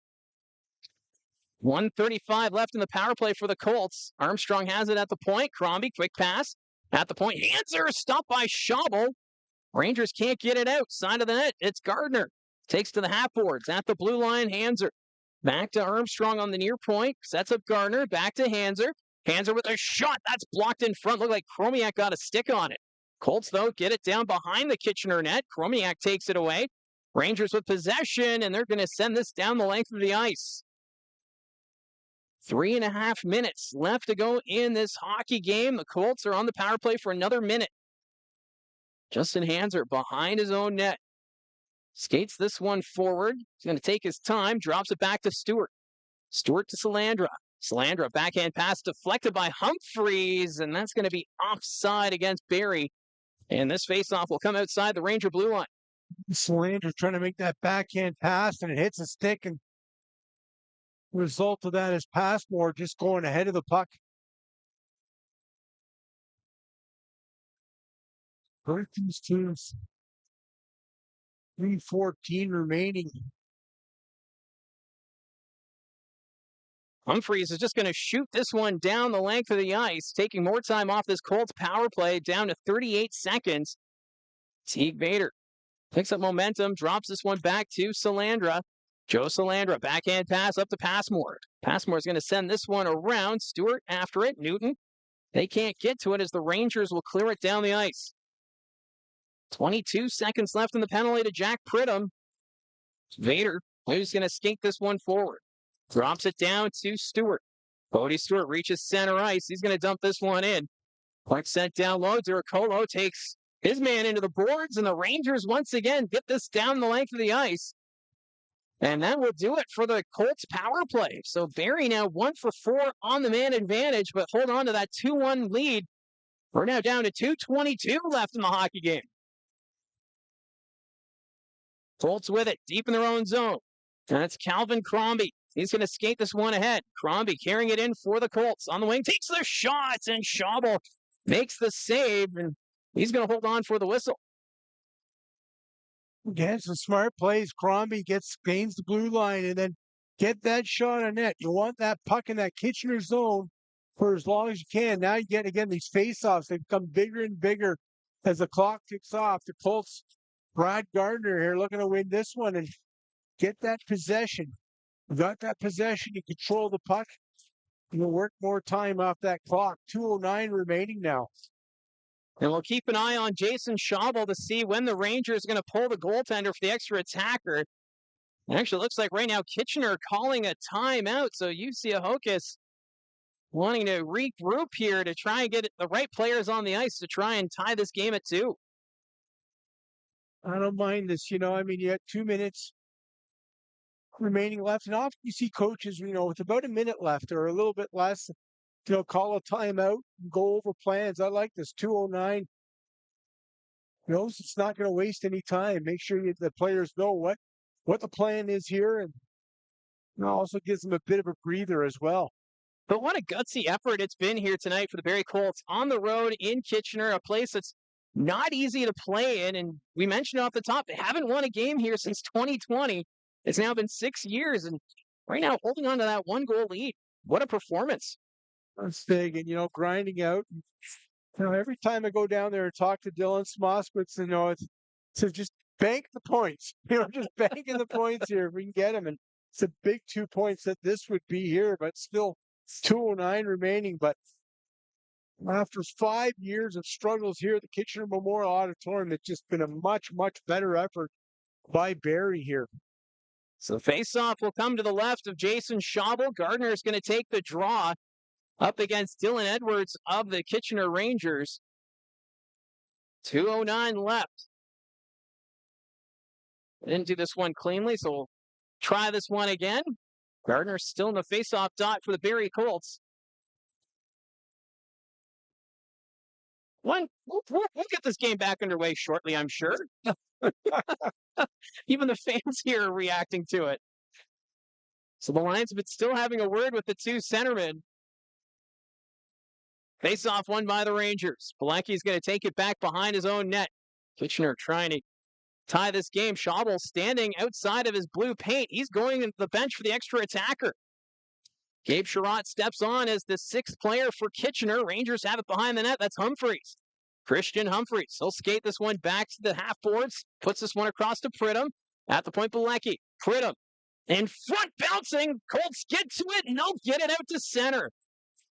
Bilecki back at his own blue line. Minute 38 left. Kitchener trying to tie this one up. Humphreys sends it deep. Passmore after it behind his own net. A collision there between Passmore and Sherratt. Humphreys on the near side. Has it in the corner. He'll weave back. Sends it to the line. Edwards to the half boards. Rangers trying to set things up. They've got Pridham on the back door. That pass, though, blocked by Gardner. And the Colts get it out to center once again. Bilecki with possession. He's going to skate it himself. Takes the shot. That goes wide of the net. Brad Gardner with possession. Open cage. And he'll send this one up, but it's knocked down at center. 1 minute left to go in the third period. Barrie up 2-1. Rangers send this one in. They have the net pulled. It's an empty net for Kitchener. 6-on-5 right now. The Rangers move it around. Here's Gabe Sherratt. Back to the blue line. It's Humphreys. Humphreys takes the shot. They'll tie this game at 2 as the Rangers claw their way back into it. Well, what a tough break there. And again, the extra attacker, Humphreys, just patiently waiting, all sorts of traffic, and he finds the far side low on Jaswell. A big goal here for the Kitchener Rangers. Jaswell screened on that one. Didn't look like he saw that. The Rangers able to get some traffic. And as tough as this is now, Mike, you got for the Barrie Colts, you just got to keep calm here. You give up the equalizer. You played a really good game. You just got to hold for it, not panic. 43 seconds left, and the Rangers find a way to get this one all even. So it's the Colorado Avalanche prospect, Christian Humphreys, tying it at 2 with his 13th of the season. As the Colts get this one down into the Kitchener zone, Chromiak will send it across to Campbell. Back to Chromiak. Jakub Chromiak reaches center. He's going to dump this one in. Around the boards it goes. Far side. Rangers trying to get possession. Arquette behind the Barrie net. That pass goes off Passmore into the corner. Salandra after that loose puck. He's trying to tie it up. 8 seconds left to go here in the third period. Salandra just holding on to it, letting time tick away. 3 seconds. And they're counting it down 1, and that will do it for regulation time as the Barrie Colts will get a point after holding on to that 2-1 lead for most of the game, and then Christian Humphreys ties it at 2. Well, it's just a tough break for the Barrie Colts, but credit the Rangers again. You get traffic through the front of Jaswell, and it didn't look like he saw that one. Humphreys, just experience. You got some traffic in front. Sometimes it's the simple play, just a low shot, far side, and it finds its way through traffic, and the Kitchener Rangers send this one into overtime. Well, this Kitchener Ranger team is just so deep, so many options, and when Jussi Ahokas called that timeout, it seemed to really settle things down for Kitchener, and they were able to get that momentum, and Christian Humphreys having a great game here tonight, ties it. But still, this Barrie Colts team, give them credit. They've kept Kitchener hemmed in their zone for most of this game. It wasn't until that late push with Jason Schaubel on the bench that Kitchener was finally able to solve jazz ball again. Well, the Colts oh so close to get that elusive win here at the Kitchener Memorial Auditorium, but the opportunity's still there.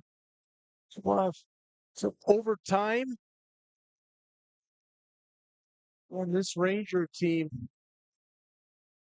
Tough. You work so hard all game. And I mean, that's the important thing is you got to put that aside now. And as frustrating as that is to come that close to pulling out the win, you got an overtime period, maybe a shootout ahead of you. And the big difference here, the Colts used to see them march that Bowden, Aitchison, and Hemming out there. Yep. And it was so well, but opportunity knocks for someone else here. And it looks like it's going to be Hanser, Gardner, and Crombie out there for Barrie. Now, this Barrie Colts team, they're used to overtime. This is now their 12th time playing in extra time. That's the most in the Ontario Hockey League. Their overtime record is 3-1, while Kitchener 2-3 in overtime. This is the 7th time they've needed extra time to settle the score.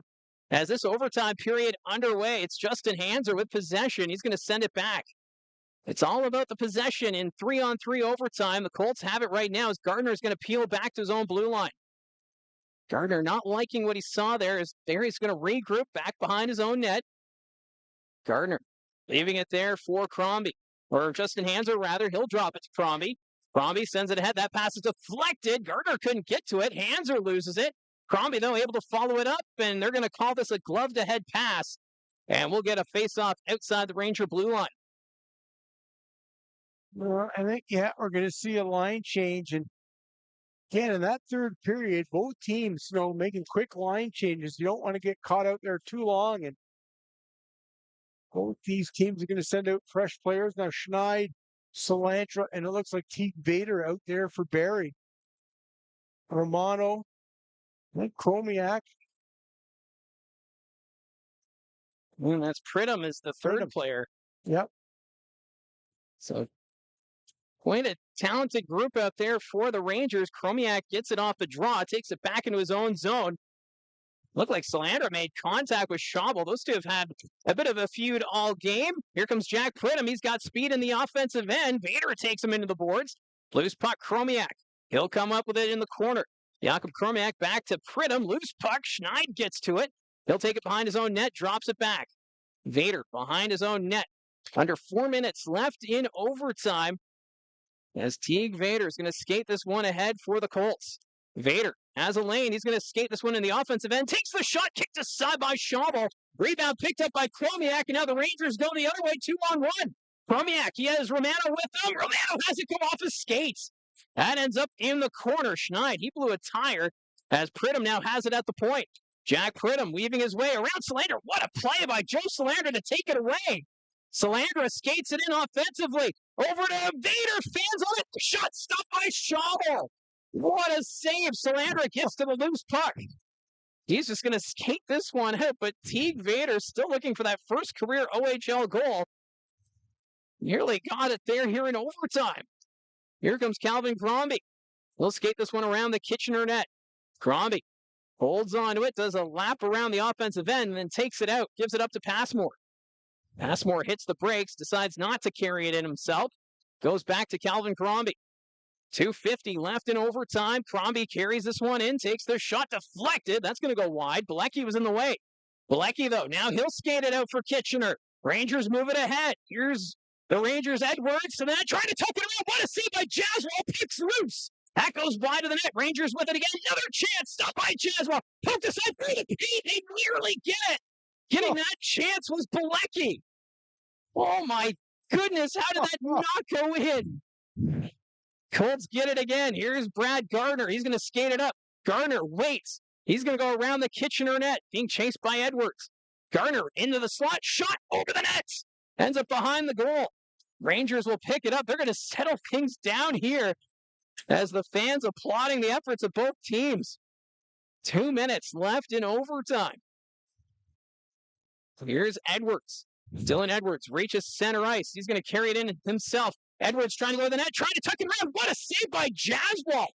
Toe save, and now it's a 2-on-1 for the Colts. Even Edgar, he's got Stewart with him. Toe drag, shot, stopped there by Humphreys. Stewart, after loose puck, goes to Edgar, and that bounces over his stick. Edgar trying to get it away from the skates of Campbell. Humphreys has it now. He tied the game at 2. Rangers will move it up. It's Tanner Lamb. Lamb skates this one out for the Rangers. Carries this one in. Vader knocks it off his stick. Ends up behind the Barrie net. Lamb with possession.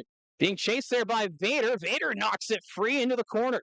Just over a minute remaining here in overtime. Picked up by Bodie Stewart. Stewart trying to keep it away from Pridham. Gives it up to Vader. He'll skate it through center. Teague Vader ahead. Taken away by Romano. Pridham's going to chase after it. Pridham alone in the zone. Drops it back to Chromiak. Near side. Romano couldn't control the pass. We're in the final minute of overtime. Luke Romano, high slot, waits, fires, stopped by Jaswal. He doesn't know where it is, and they get the whistle. But my, oh my, chances at both ends. But Arvin Jaswal, some of those saves were just unreal. Well, the Colts were stuck out there in a long line ship with Vader and Stewart. They were out there for quite some time, not able to get off. And the thing about these overtime periods, you get a chance at one end. If you don't score, that means it's going the other way on an odd man rush. But we saw that 3 or 4 times here in this overtime period so far, where both teams outstanding chances. And how about Arvin Jaswal? What a story here tonight. He's been unreal in this overtime, robbing Pridham, Humphreys, Romano, everybody just being denied right now in overtime by the Colts goaltender. We're now down to 43 seconds. Colts have it behind their net. That's Justin Hanser. They'll pass this one up to Newton. Jaden Newton's going to weave back behind his own net. 34 seconds now remaining. Newton leaving it there for his defense. As the Colts are trying to set things up, they're taking their time. The fans getting restless here at the odd. Carrying this one in is Justin Hanser. Hanser enters the attacking zone. He'll weave it to the corner on the near side behind the Kitchener net. Hanser still with it, being pressured there by Edwards. Drops it to Newton. Newton taken to the boards by Sherratt. Gabe Sherratt comes up with it now for Kitchener. He'll hit the brakes. Sherratt with possession, sends it up to Edwards. Can't control that pass. He'll dump it in. But that was before the center line. But Humphreys beats the icing, and that'll do it for overtime. As this one needs to be settled now in a shootout between Kitchener and Barrie. Wow, I mean, the chances for both teams. Gardner had an opportunity, fired it over the net in front, and Kitchener, numerous chances, whether it was Arvin Jaswal kicking out his pads or somehow keeping that one out. But what action in that overtime. That was some entertaining hockey here at the odd. So we need to have a shootout. They're going to do the shovel just to do a bit of a dry scrape, as we don't do the Zambonis anymore in the Ontario Hockey League. And for the Barrie Colts, they have a record of 3-4 when it comes to the shootout. Their most recent shootout was a 1-0 victory over the Brampton Steelheads on the road. That was right before Christmas. And then for Kitchener, this is only the second game that's gone into a shootout. They have a 1-0 record, so we'll see what's in store here, as this game's not done yet. What action. And again, the decision to go on these 3-on-3 overtimes, I love them. I mean, it just the open ice out there. And I remember talking to Dale Howardchuk about these, and he said they're not easy on a coach. And that, like I said, that the play goes out one end, you get the opportunity. If you don't score, it's coming the other way, and good chance it's an odd man rush the other way. But there's tremendous action. Yeah, we saw some outstanding opportunities at both ends of the ice. And I thought we were going to get a shovel, but it looks like they might just go right to the shootout here. As the officials right now having a conversation. But man, oh man, the fans here getting their money's worth from this one, as it has been quite the game between the Colts and the Rangers. It was 2-1 Barrie right up until the final minute of the third period, when Christian Humphreys tied it at 2. So the Colts have guaranteed themselves a point here, as this one will have to be settled in the extracurriculars, and just looking at the out-of-town scoreboard, the Sudbury Wolves defeated North Bay 6-2. So right now, the lead in the Central is now 10 points before we finish this one. So taking the first shot for the Kitchener Rangers, that's going to be Tanner Lamb. Lamb is going to go wide on this one. He takes his time. Jaswal well out of his net. Lamb, backhand, and Jaswal gets the advantage.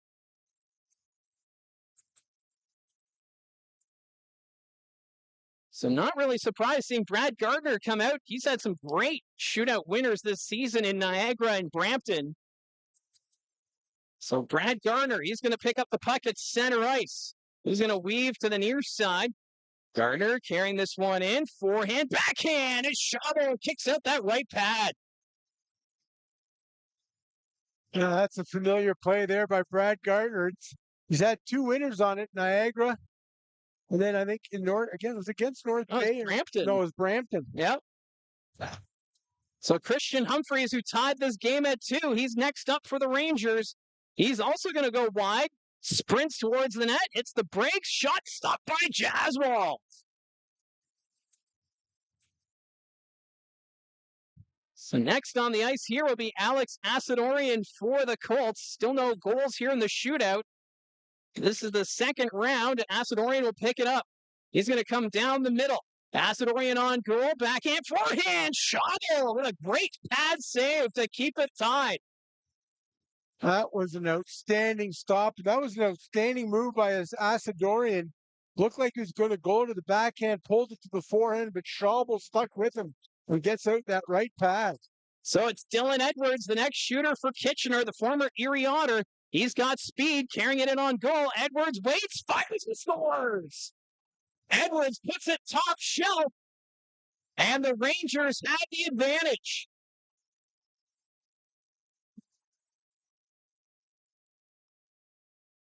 Oh, what a shot that was. I mean, Arvin Jaswal read it. He stayed with him, but Edwards just right to the top of the net. Joe Salandra needs to score to extend this shootout. Salandra goes wide, in front, shot, scores! What a shot by Joe Salandra. Salandra points at the Kitchener bench. Huge goal. The shootout continues. So we need to go to the 4th round, and now it's Jack Pridham who's going to take the shot for Kitchener. Pridham with speed, goes wide again. Forehand shot, save Jaswal. What a stop there from Arvin Jaswal.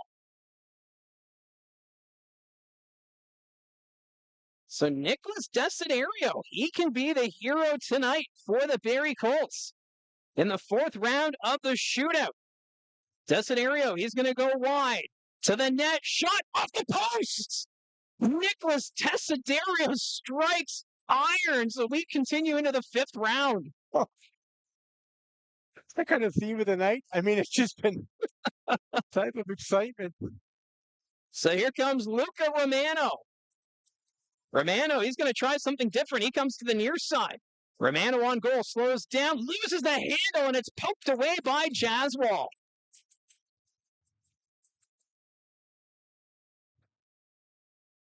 So we're going to have Calvin Crombie now come over the boards. He can win it now with a goal in the 5th round of the shootout. Crombie, he's going to take his time, comes in on goal, makes a move, shot stopped by Schauble.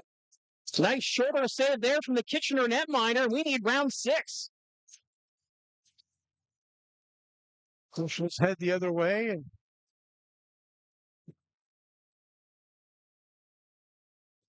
so now it's Cameron Arquette.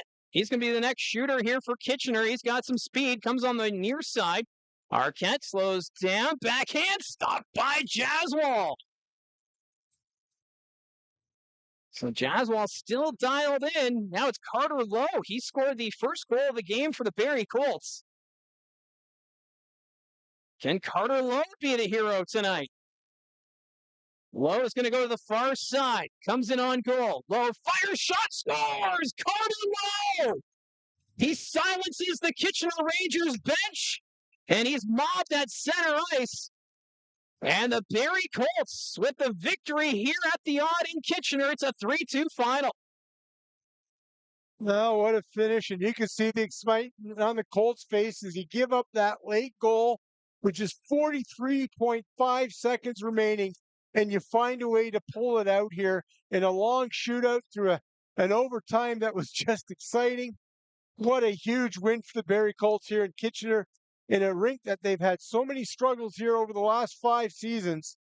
And they just outstanding and really full deserving of this win here tonight. This is the first win in 6 years for the Barrie Colts in Kitchener. Like, that is outstanding. And it's Carter Lowe. He's the hero. He scored the goal to tie it at 1 in the first period. And now he's the shootout winner here in Kitchener. And what an effort here by the Barrie Colts. Just outstanding. I mean, right from the first period on, they battled all night. They had a really good forecheck. They were physical, and they looked like they were going to really frustrate the Rangers in this one. 2-1 lead late.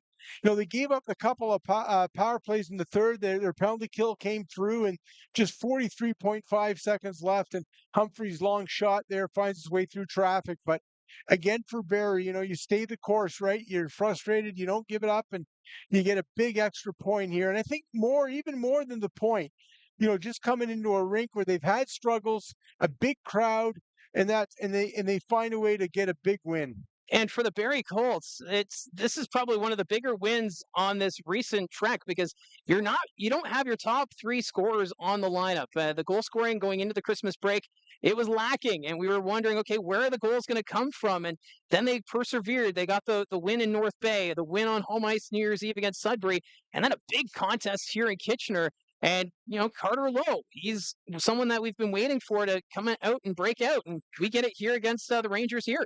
Well, nice move. He had a really good game too, Carter Lowe, and that's what you need. You need your veterans to kind of step up here. And again, I think it was just a solid effort, all sorts. But what can you say about young Arvin Jaswell? Yeah. You look in a game like this is normally you start a Ben Rebick, your number one goaltender. But what do? You go with Jaswell, and that speaks to the confidence of the coaching staff, his teammates have in him, and he comes through again with a big effort tonight, full marks, and I don't know how he's not the first star here tonight. Well, Arvin Jaswell was just sensational between the crease for the Barrie Colts.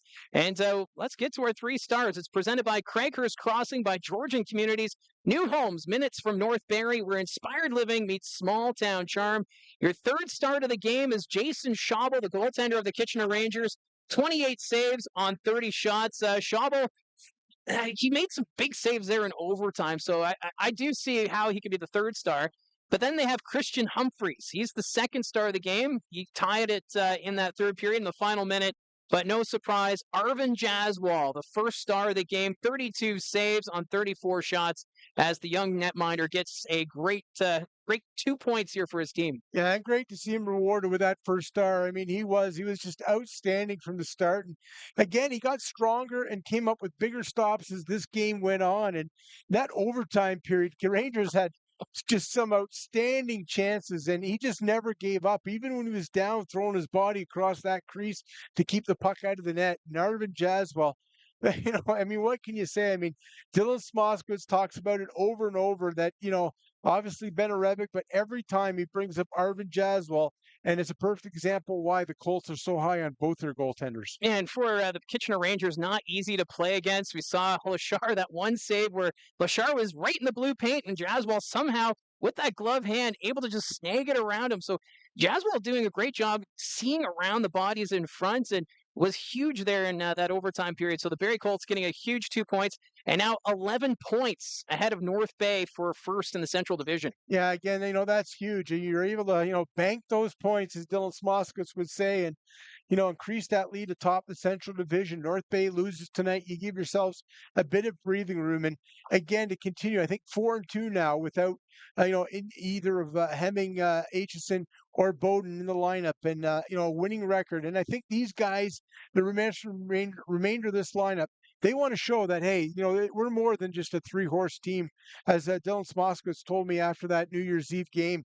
They want to show themselves that what they're worth, and I think they did that tonight. That was a fantastic effort by this Barrie Colts team on a whole. So the Barrie Colts back in action tomorrow night, back at home to take on the Niagara Ice Dogs. You catch that game on Rogers TV. And then we're back on the road next Friday, which also is the OHL trade deadline. We'll be in Guelph, and we'll see what this roster looks like post trade deadline on Friday. So for Gene Pereira, I'm Mike Poirier saying so long from the Kitchener Memorial Auditorium, where the Barrie Colts have won this game by a 3-2 final in the shootout.